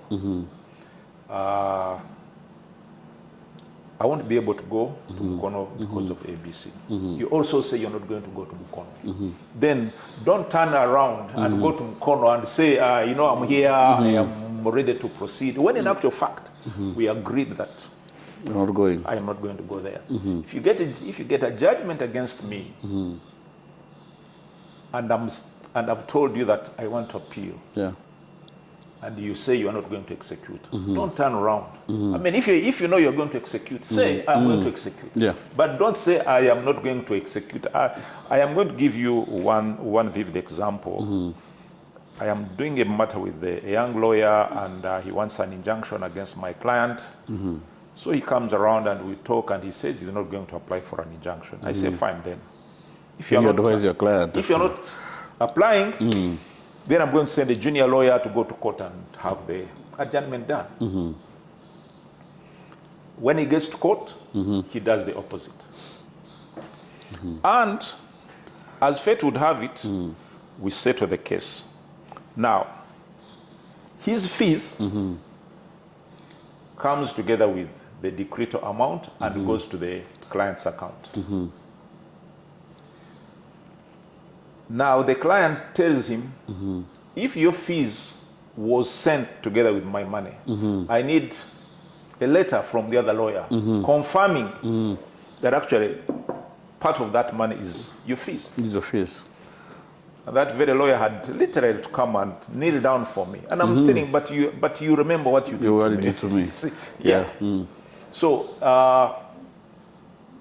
there is that point that, are you a person of your word? Are you a man of your word? I mean, if you say you're not going to do this, are you going to do it? So there is that point at the integrity level. There are also things like what I would call delayed gratification, especially for, I mean, since you talked to me about, say the young lawyers coming into practice. There's a feeling now that you see, yes, I may be driving a very good car, but find yourself, come and ask me, how long did you take? We are now having a generation of kids who graduate yesterday, and tomorrow he wants to stay in a nice apartment in Nigeria and drive a powerful car. So, but you see, as I always say, success is a marathon. Yeah. It's not a sprint. I mean, it's not a sprint. You've really got to give it time. Give it time. And grow up in your profession. Otherwise, those are the kind of lawyers you find, having issues with clients' money and the like. So, delayed gratification. Yeah. You've got really to take time. The other thing, of course, is you've got to work hard, real hard at your craft. I mean, get to know how things are done. Learn from your peers. You are a young lawyer, maybe carry the senior lawyer's bag, go to court with him, take his notes, see how he cross-examines, learn, draw a plaint, let him cross out with a red pen, but let him tell you exactly the kind of mistakes that you have made. By doing so, you are actually learning. But I also tell young lawyers that, you see, it is necessary that if you are 3 guys and you all finish together at LDC, don't try to form a law firm on your own. Yeah. Because basically, who will correct the other? Because you will be seeing all of you as bosses. I mean, what is this that this guy knows? I mean, there is no hierarchy, there is no seniority. And so to me, I think that, yes, you may want to open your own law firm, but maybe first learn the ropes, understand how things are done from some other people. And then maybe after 3-4 years, go out on your own. Okay. So, because there is a lot of learning to do. But also for the young lawyers, you've got to put in the work. Put in the work.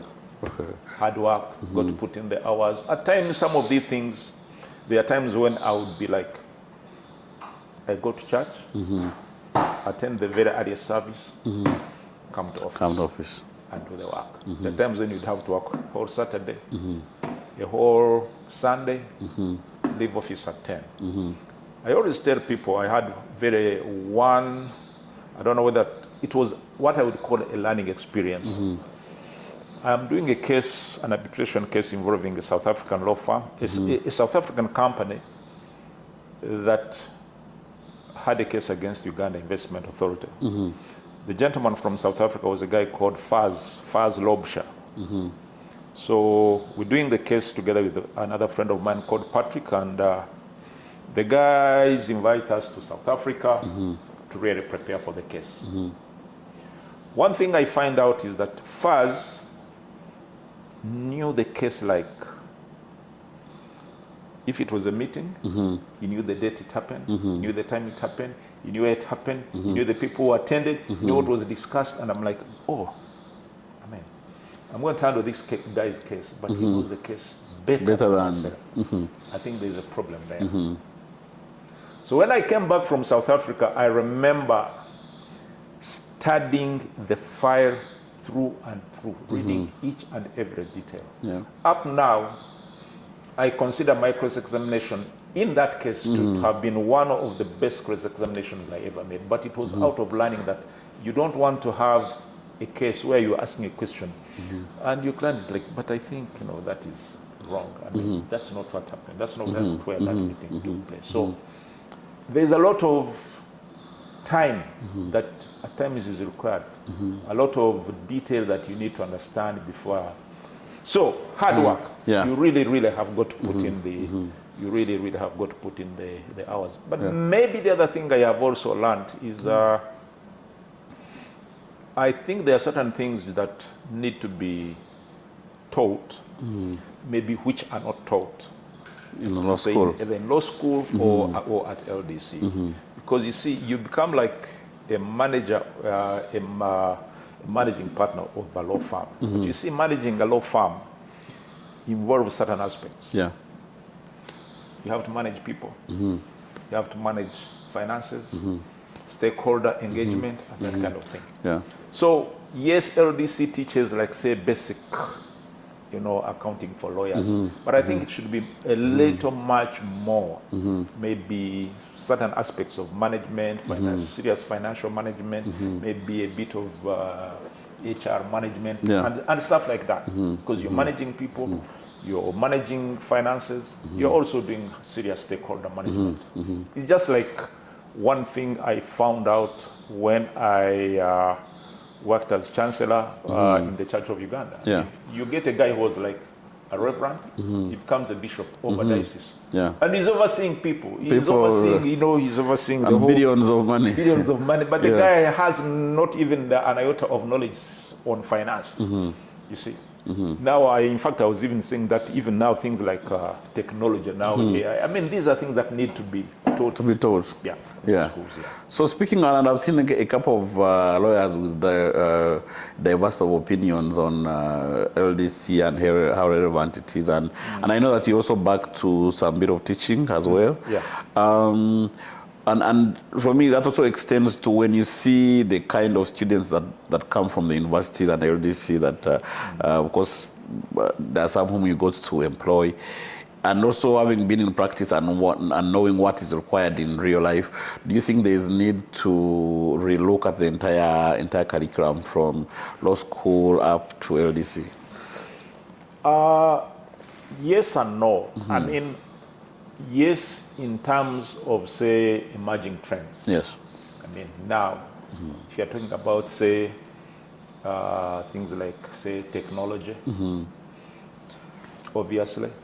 So I don't know, maybe, of course, now some law schools may be looking at, say, teaching technology law.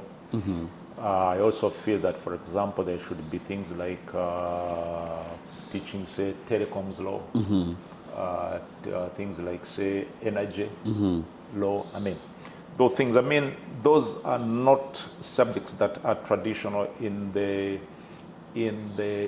law school setting. Yeah. Because as things change, you've got to adjust to the environment. I always tell people that, you see, when I was in law school, there was no East African Court of Justice. But there is East African Court of Justice. Yeah. So if you are in law school, you should be able to teach about the East African Court of Justice, because it has its own laws, it has its own procedures, and the kind. So the law schools need to look at emerging trends and see how they fit the emerging trends into their syllabus. That is that.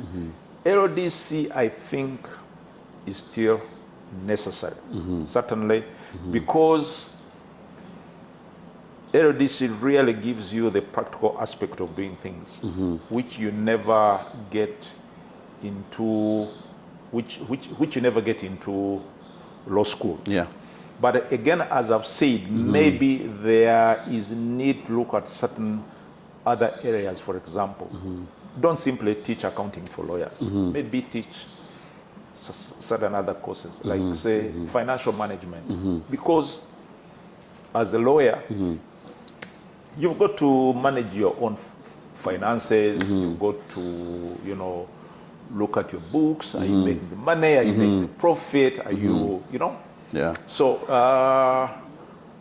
of course, the numbers in LDC now, I mean, have put paid to certain maybe things that ordinarily would have been done, or things that were not around doing it. But I think LDC is still necessary, because it really it really, provides a very good background for what actually happens in practice. Okay. And somebody else there could be wondering that, lawyers are not supposed to advertise, yet you need to be seen. You need people to consume your services. Yeah. From your experience, how would you advise people? How do you eventually position yourself and get yourself to be seen and your work to be seen? You see, I always get amused when I'm like in the US. And you're seeing these huge billboards of lawyers and whatever, guys saying, the best injury lawyers and the kind of thing. But maybe now, and whether we like it or not, the advertising is now there. It may be subtle. Yeah. People have websites. there are directories where lawyers can be found. Okay, maybe we haven't gone to that whole business of putting up billboards and whatever. But I think there's a subtle way in which now, because the whole idea was how do I get to know a lawyer if the lawyer does not advertise? But I think now with technology, it's much easier because I can go on the website, say, leading lawyers in Kenya. Yeah. And everything will come out. So, yes, there may still be rules about not advertising, but I think now there are so many ways now in which one can get know lawyers or specialists. Because I do recall several times lawyers, some clients sending you an email and saying, we found your name on your website or here. So, But do you think at the personal level, recently I was doing, there's a special feature I'm doing about banking. And one of the things I was asking out is that who are some of the best banking litigators out there? And I talked about like 10 lawyers. And certain 3 names came across. There was yourself, even after you have left. There was John Fisher, and then what was the third name? Someone gave me another name. So people will be wondering that, okay, so how are there certain things that you do to make sure that you stand out, or like you said, just put in the hard work and be a man of integrity, and eventually the results will show up somewhere over small bits and pieces, but consistently. Is there where are there certain things looking back that you did, or you just went about your work and things happened? You go about your work, you do it well, but you see the best reference, as far as I'm concerned, actually wouldn't even be the advertising, because I can advertise and say I am good, but you see, it's not the it's not the advert that actually makes me good. It's the kind of work that I actually do. So I just wanted to say that, you see, the name is established by the kind of work you do and by the people you do the work for. If Bank A is my client and I've done good work for it, and the MD has got a problem, he can call Bank C. And Bank C, for whom I've done work, can actually say, go to A, go to B. So it's more or less, actually, I always say that the bulk of the work that a lawyer does is more from reference. You realize, if, for example, there is a request for proposal for any very big job, one of the requirements is, can you indicate similar work that you have done in this area? So if I've done A, B, C projects, chances are that I'm going to get this other coming work because of the expertise that I have developed over the years. Because I've done this, I've done this, I've done this, and this is proof. And speaking for the young lawyers, of course, right now, like you said, the numbers coming out of school and LDC are quite many. And also, of course, if looking at like mentorship, one of the most difficult things is, for me as a young lawyer, if I wanted you to mentor me, because I'm sure you have a lot of people who want your time, but how do I position myself to make sure that I stand out, I'm attractive, and you also feel like you should be working with me and you feel motivated? Because there's when somebody comes to you, maybe even recommended maybe by a close friend of yours, but then once you start working with them, then you're like, okay, I think this person is. So how would you advise a young lawyer to position themselves to be mentored? I was saying that, you see, some of the lawyers, you need to stand out. We've been able to get some of the best lawyers, or I was able to recruit some of the best lawyers, because some of these lawyers actually stood out. I, for example, got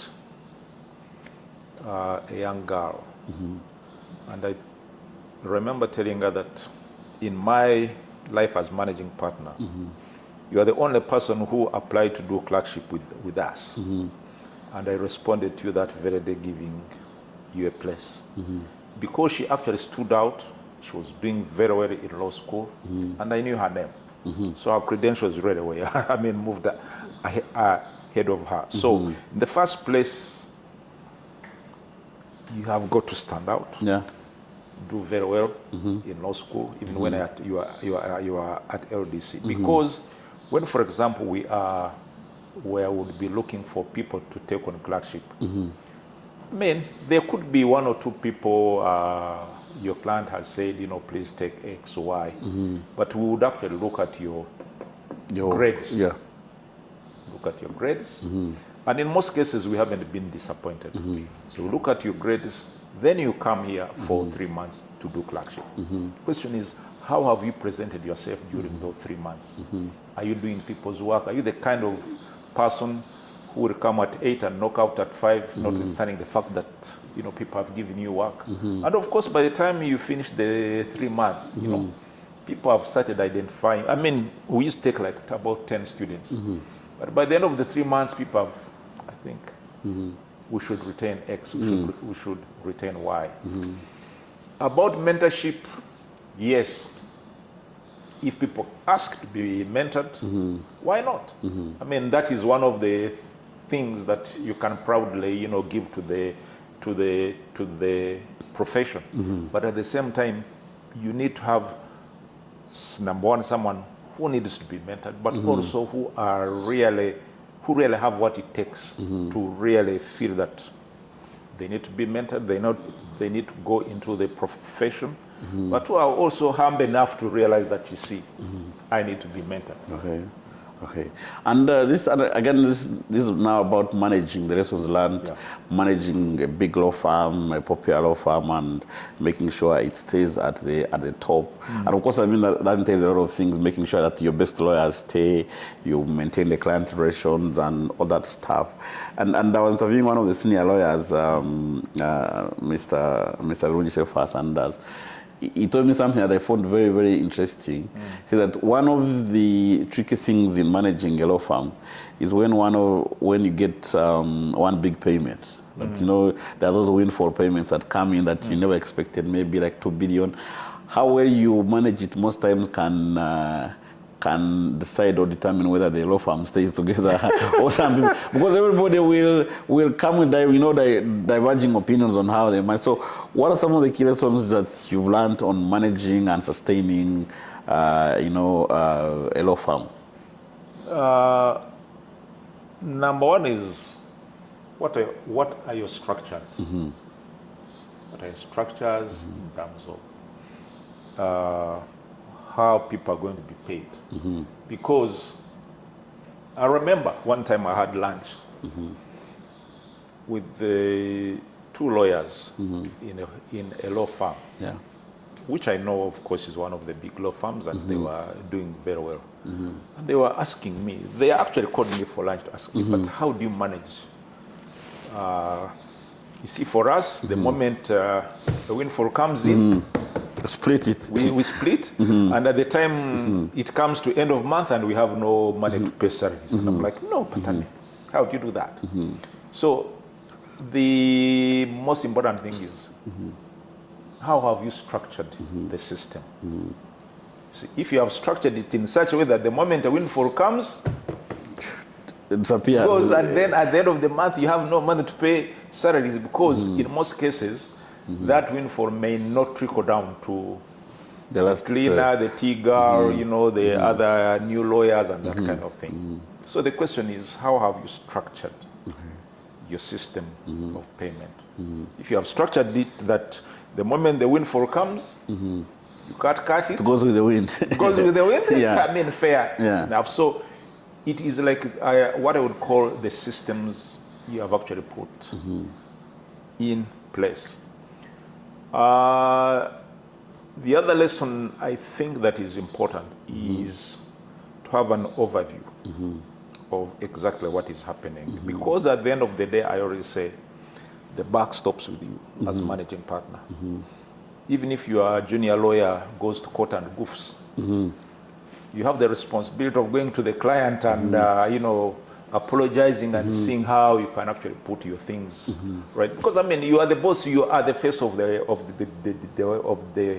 firm. So at the end of the day, the buck stops with you. And wherever I visited or we visited any client, I would always tell the client that if you have a problem with any lawyer who is handling your work, please let me know at the earliest opportunity. Do not let things get out of hand when I don't know. Just give me a call so that I can then sort out my house. The other thing is about delegation. I mean, you've got like 30 lawyers. You're not going to be everywhere, see what every lawyer is doing. But you must have an overview of exactly what is happening. So the law firm has departments with the departmental heads. So the departmental heads are then responsible for the lawyers in those departments. But again, we used to have, and they still do, and this is one of the things that we really took over from the old guys, a meeting every Friday.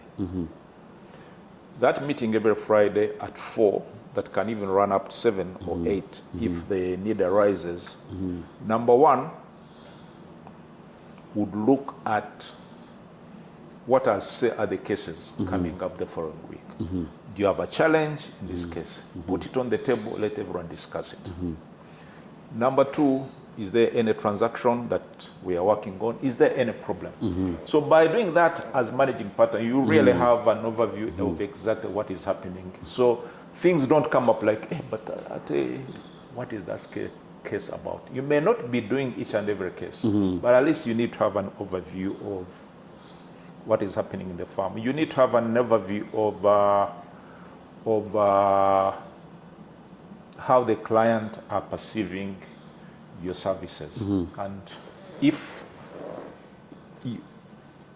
your people are not up to scratch, I mean, you have all the powers to get, you know what, that case, I'm removing it from that case. Let's give it to X, Y, or whatever. So delegation is important, but you also must keep an eye on what is happening. Proper stakeholder engagement. I may not be doing a transaction, but certainly I'll be in touch with, say, the company secretary or the chief legal officer. And once in a while, I will have to make a call and say, okay, this transaction, how are my people doing? Are you guys happy? And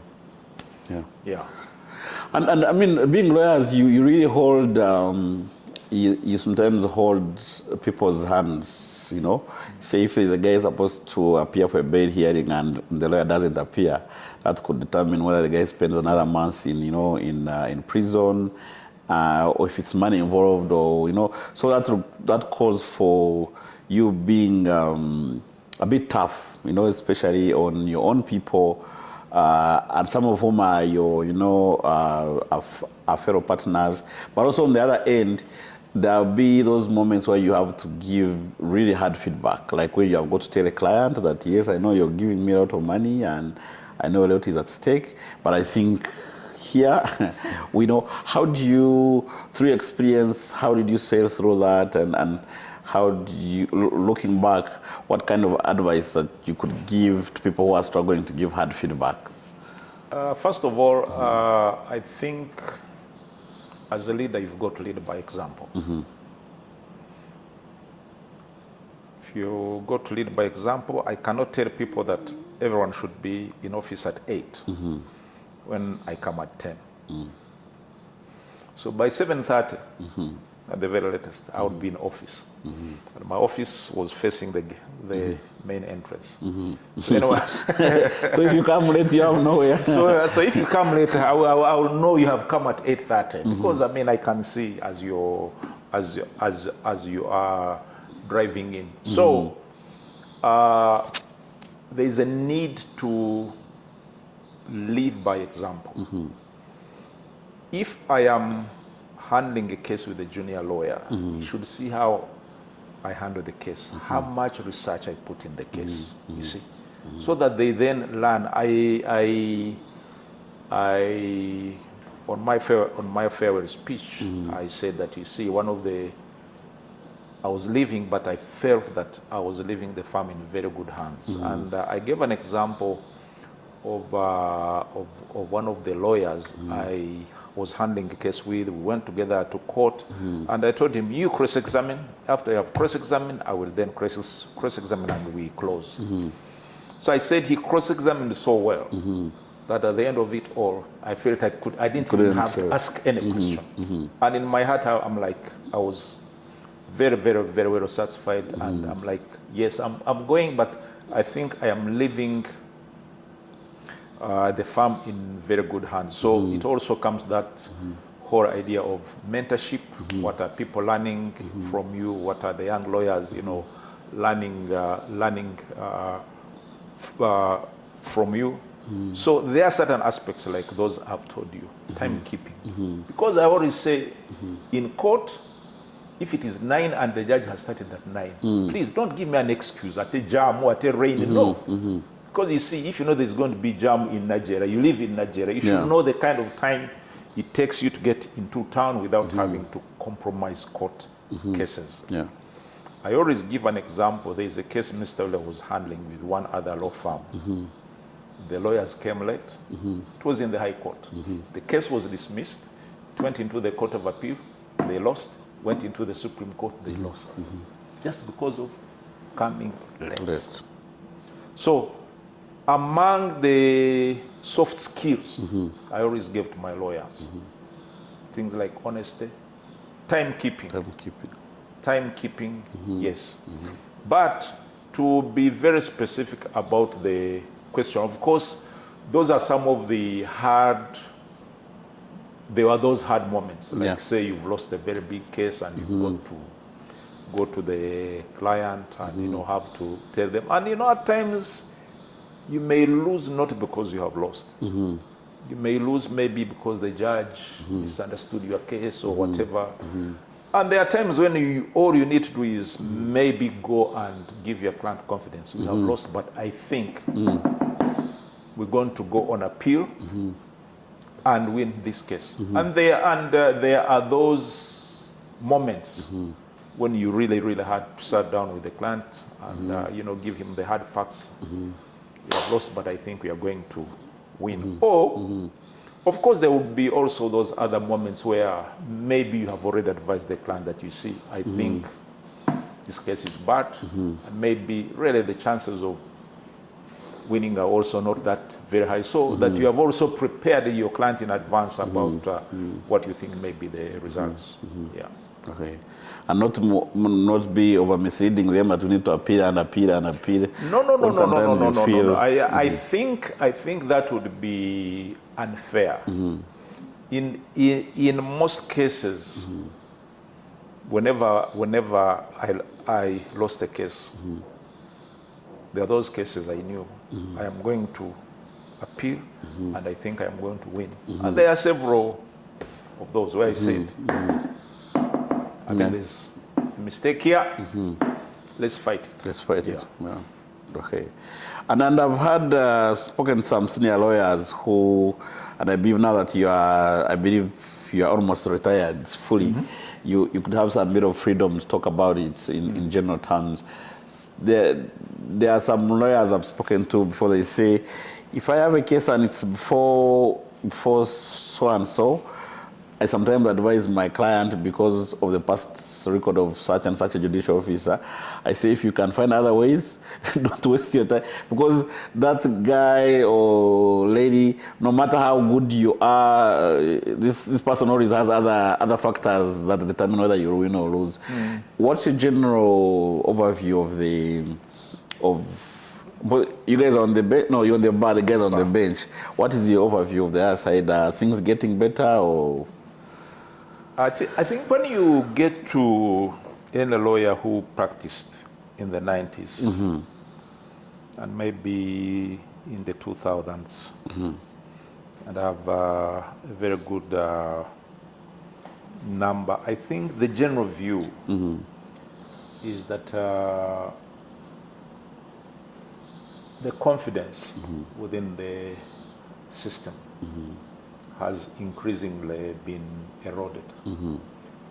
I think people can still look back to the days of the Justice Manyindos, the Wambuzis, the Platt, the Seaton, the Odokis, the Sekokos, the Justice Odero, with some bit of feeling of nostalgia.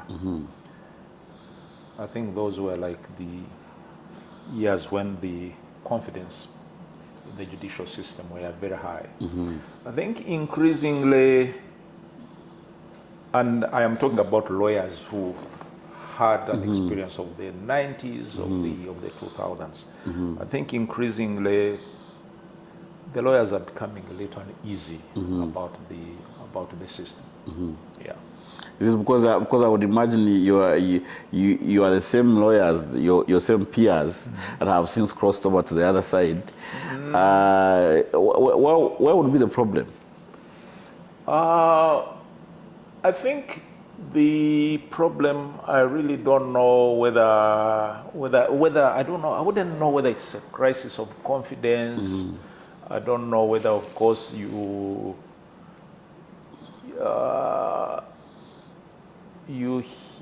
see, lawyers, whether I like it or not, also, I mean, sit and evaluate some of these officers. And lawyers will know, just like you are saying, I know that if I go to X judge, if he gives me a judgment that is not favorable, I'm not going to have any kind of, feelings that maybe certain things could have happened. But because I know he is straight, his integrity is above board. There are certainly those judges, certain those judicial officers.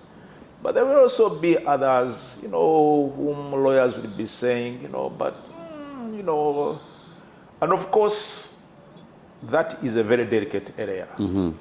Because you see, you have no evidence against someone, but there will always be, talk. Or even if you have it, you can't, you can't freely, You can't freely, say it. But as I've said, there is certainly some very serious and growing unease about certain judicial officers. Okay. And by saying that, I am not saying all, I'm saying some. Certain. Because certainly, of course I can't mention names, but I will say that if the case was handled by XYZ, I know that judicial officer is above board. And, these lawyers know them.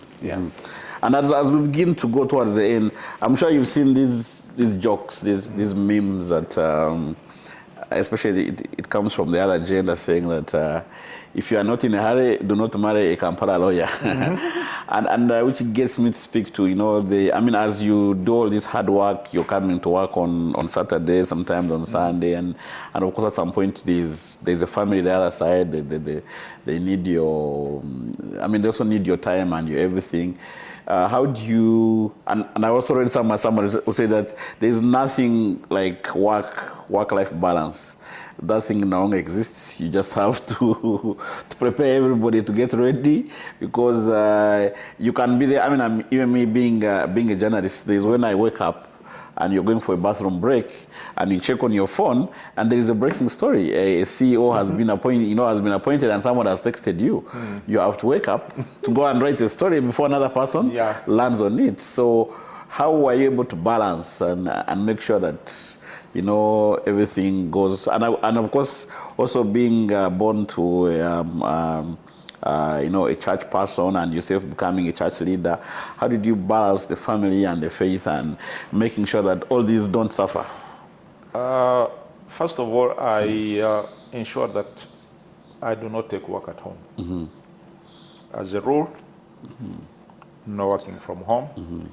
If I needed to do my work. I'd rather work late or come on Saturday or come on Sunday. So that was the rule. But also one thing that helped me again was my wife is a medical doctor. She was equally busy. So some of the times I would get home at 8. She also hasn't come back from work. So in that sense, there's nothing like, I have come from work at 5. I've been sitting here for the last 3 or 4 hours, and I mean, what are you doing? I mean, so that in a way helped. But again, if it came to children events, say visitations, school days, those took priority over work. Those took priority over work, so I would never miss my kids' VD unless I was out of the country. If I needed to drive to school to see how my children are doing, I'd make sure that takes priority. So as far as that is concerned, I made sure that I had time for family, I had time for my wife, because in a way, because we are both professionals, we both worked hard, and there was nothing like someone getting to home and the other person is not there, you're waiting for X number of hours and whatever. Then getting time for church again, I was lucky in that my workmates understood. They took it, I mean, if I could say what we call pro bono, they took it like, you're giving back to your church. They took it as service to the community. So I never had issues with my people to say, you're taking time off work, to do work for the church. And, Okay. And I mean, I understand now you're in semi-retirement or retirement. I could say 2 things. One, what are you up to during your retirement? But also, more importantly, one of the reasons why leaders stick to power in Africa is there is that feeling of I am not ready to leave, or the other people I'm supposed to hand over to are not ready. Whether it's real or made up, that's also another question. But for you yourself, how easy was it to make that decision? And I mean, you already alluded to it earlier, but how easy was it for you? For me, it was very easy because in 2020, I decided that come 2025, so I had planned well in advance. Actually, my last child, who is going to university now, I had planned that by the time I retired, he would be finishing first year university. You remember COVID? Yes. They lost 1 year, so she's entering university this year. So I had planned, and I'm like, come 2025, I would be retiring. And if you read, I think there's another interview I gave to one of the papers. The Observer. Saying, the Observer. I'm saying if I was working for government, I would have retired at 60. Yeah. I'm now 65. I'm like, my father was a church minister. Those people retired at 65. So I didn't see any reason, because I thought I had planned very well for that. But I also felt tired. I mean, you're running a law firm of about 65 people. You're managing human resource. You're managing finances. You're managing stakeholder businesses. This, that. You have to wake up every morning, put on a suit, drive to office work. I mean, I thought that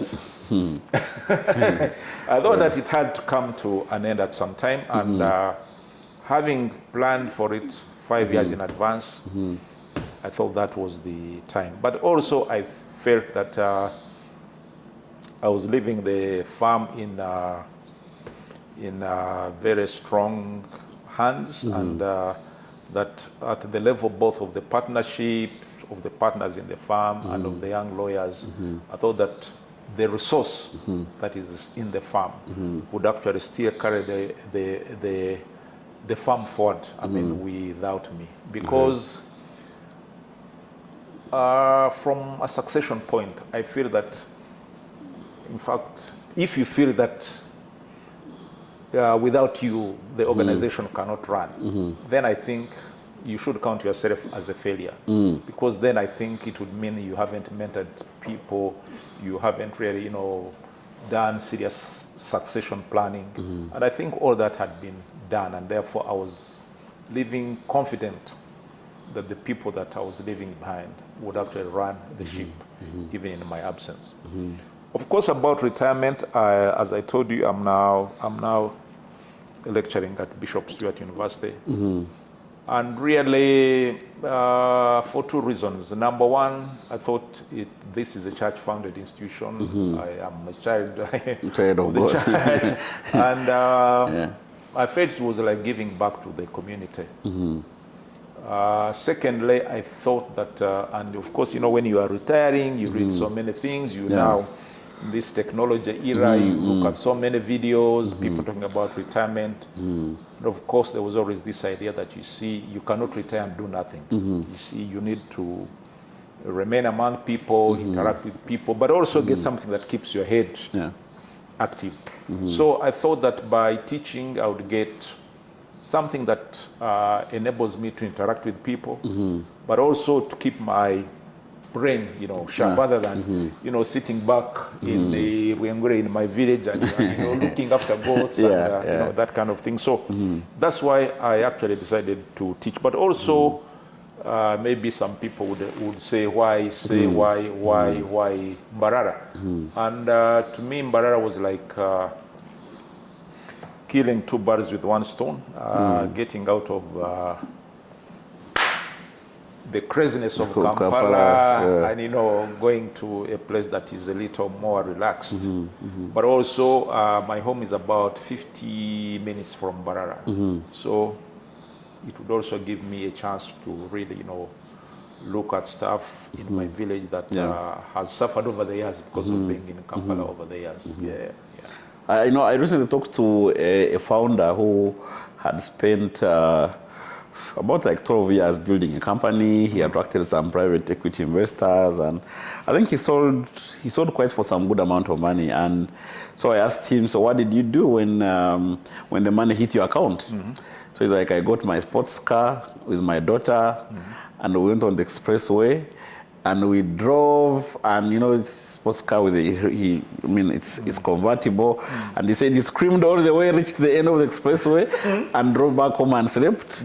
Then when he woke up in the morning, he felt a sense of emptiness, like, okay, I've been spending all this time waking up every day.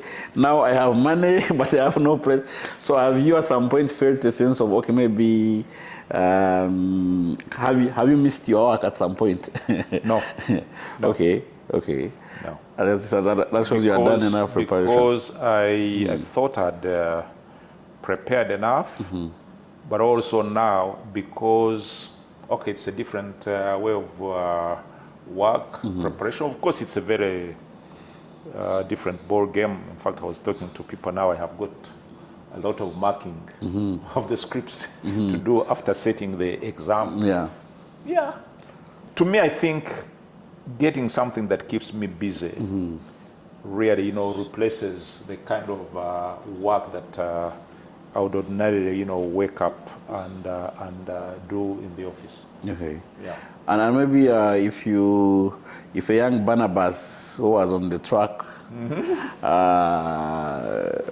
heading to Bar, and I'm sure there are those bits and pieces when you're on a journey, and especially like those places like in Rokaya, that flat thing, and I'm sure a lot of things must have been running in your head, and you know, so if the Barnabas of today met the Barnabas of then, what conversation, what would you be telling that Barnabas about what lies out there? I think, of course, it's been a journey. Maybe I think what I would tell him is the few lessons that I've learned over the years. remain focused, do your work, do it very well, be humble, work with integrity, and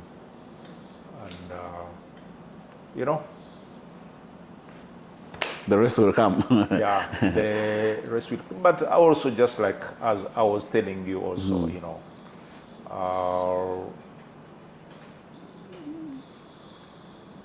ensure that you do not try to think that success can come in a sprint. That you see, with the time, for as long as you live to your values, success will eventually come. Okay. It is, as I've said, a marathon. It's not a sprint. Yeah, and maybe to me, that is always the lesson that I give up to young people. I always say, if you start living in one room and you have 2 rooms, you have made progress. If you are driving a Vitesse, you're now driving a RAV4, you have made progress. So there are actually, in my sitting room, there is a framed portrait where a guy is saying, I don't compete against other people. I compete against myself. For as long as I am being a better person every other day.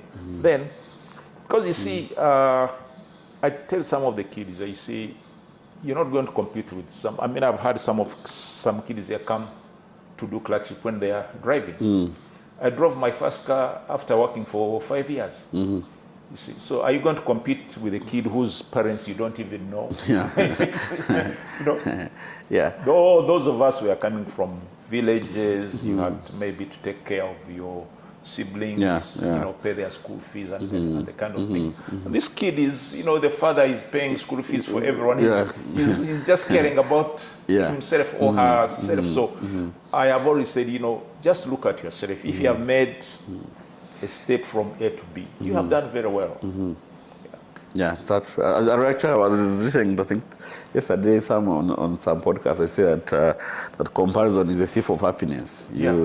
If you start comparing, and I like to joke that when I'm walking alone, I'm very tall. Yes. It's until I meet people like you that I start seeing that. Yes. Okay, and maybe as 1 or 2 things at the end, that I'm sure when you are practicing, there are things probably that frustrated you. Either the way you're dealing with clients or the way clients deal with you, or best generally the marketplace or the judicial system or the speed with which, for example, laws are set. Things like, if let's say you had a chance to change, or things that you think need changing, what are some of the things that you think should be changed to basically make the process of serving justice, the legal landscape better for everybody? I think that number one, the judicial system moves very slowly. Cases take long. Cases take long. I remember I had a matter where I lost the case in the High Court.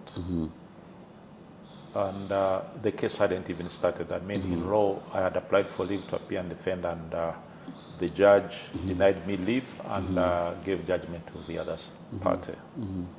And I knew I had a very good case. One of those that I told you I knew if I appealed, I would succeed. We went on appeal, and the appeal took like 7 years to hear. Wow. We won on appeal. That meant that winning would now have to go back to the High Court and start the case afresh. Wow. Meaning that now already the case had taken like say about 10 years. Now we're starting afresh. In fact, the clients were so frustrated that they actually decided to settle the case. So I think that the speed at which the judicial system, especially in handling cases, moves can be very frustrating.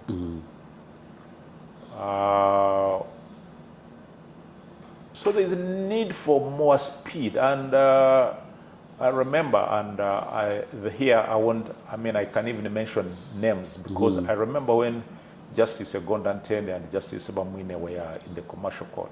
They actually made things move. You could go before Justice Uganda Ntende. In a day, he has 13 applications, and he would dispose all of them with rulings. You see, I don't see. I mean, there are certain simple things like, say, someone has applied to amend pleadings. Then why should you take 6 months before giving a ruling? There are those small things where, you know, the wheels of justice can move a little faster. You finish a case and someone takes 3-4 years before judgment is delivered. So the wheels of justice, I think, can move a little faster. Otherwise, it causes, you know, a little bit of frustration. I think the other thing is when you're dealing with clients and you are dealing with certain systems in government, I think at times the bureaucracy tends to also move in. And, you know, like if you're dealing with corporates, they need an environment, you know, where things, you know, move fast. Yeah. You know, things move fast. Can go to an office, do this, do this, do this, do this, in like say, record time. Because you see, if you're dealing with corporates, there's no way you're going to avoid government. Yes. Because remember, some of these corporates, if you're dealing, say, with banks or with the telecoms, there is a whole regulatory environment and, you know, that kind of thing. And therefore, at times, maybe there's a need for, you know, a certain speed with which, you know, things need to move. Of course, there is also need for, in certain areas, like, say, the land registry. I remember doing a case where you have a milo title. No, actually, you have a freehold title. And they create a milo title over the same piece of land. And you're like saying, but you see, if you're a surveyor, you see, I mean, I am not a surveyor, but I'm like, if you survey land which is already surveyed, the moment you take it to Entebbe, I thought that the superimposition flag it. I mean, the superimposition should be obvious. So why are you creating a title over land which is already? So there are also those other government departments where you would encounter, you know, frustration. So there is also need now for that kind of, number one, avoid those kind of scenarios, which are really, you know, fraudulent. But also there is need to create a certain level of efficiency. If I'm borrowing money, if Kyamutetera is borrowing money and is registering a mortgage, let him register the mortgage in 1 or 2 days. Yeah. Because you see, you may have money and you need the money, and the bank is saying, we're not giving you this money until we have our mortgage on your title. So how long does that take? Because you see, that affects business. Business, yeah. So there is also that, in fact, now you can see how, like say, the efficiency in URSB, how people can now go online, you know, do searches and that kind of thing. So there is a certain level of efficiency that is needed, you know, within government departments, because business or private business cannot move efficiently in certain areas when there are bottlenecks within the government system that actually make businesses not move fast. Because I remember there were always those instances. Someone needs money like yesterday. But I was saying that the time I was in the UK, I had an opportunity to clerk in a solicitor's firm in London. And I did go both to the commercial court and the House of Lords and the Privy Council. But what struck me in the commercial court was that lawyers would be someone to appear at, say, 11, others at 12, others at 1. Just come. All your pleadings are already before the judge, so there's nothing more that the judge needs. You make like a few submissions, and you'd go away with your ruling. So in the same vein, now that really, say, in respect of application, the court already has all the information that they do. And I still remember again coming to, say, Justice Egondantende. For application, he would simply say, I have read your application, can you address me on this very one point? And then you would come up with your ruling. Again, I've said that when you read like judgments of the House of Lords, they will indicate when the arguments were made and when the judgments and when the judgment of the Supreme Court was delivered. And on average, you'd find it's like 2 to 3 months. So they are able to deliver, these judgments in a very timely manner. I think that the delay in the delivery of judgments is a very serious issue in this country that needs to be seriously addressed, especially now that the number of judicial officers at all levels has actually, increased. Yeah. Okay. All right. I think trying to compress the 36 years in these 2 hours is certainly a Herculean task, but I think we tried. Maybe as we close, are there certain things that you really wanted to lay emphasis on that you feel we could have left out or we didn't address in the questions that you want to, to emphasize on? Maybe one thing that I think that I learned, or one thing that to me was a game changer in how I practiced law was when I went to London, I found that there is a sense in which they handled their case, especially in giving serious attention to detail. And by that time, I think the way in which we are doing our litigation was maybe, at least speaking at a personal level, was rather perfunctory. I mean, in the way you prepared your case, in the way you looked at even minor details that could actually affect your case. So one thing that really helped me was to see how they handled their case, where each and every detail mattered. So what happened is that when I came back from London, these are some of the things that I actually learned. Yeah.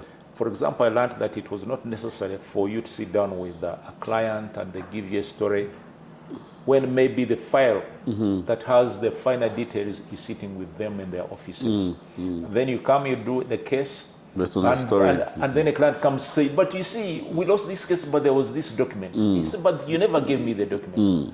So what I did now was say, if I'm going to do your case and you have a file, photocopy the entire file, give it to me. Let me decide what is important for my case and what is not important for my case. Don't just come and give me a story. Just give me your file. Let me now use that file even to ask for more questions, to get more details. And to me, that was a game changer. Yeah. Okay.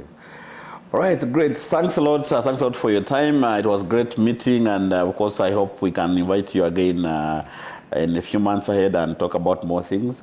But thank you guys who follow us, who watch us every day. Follow CEO East Africa Magazine across all our digital platforms and stay connected to the conversations shaping business, leadership, and impact in Africa. CEO East Africa Magazine, the voice of business, leadership, and impact.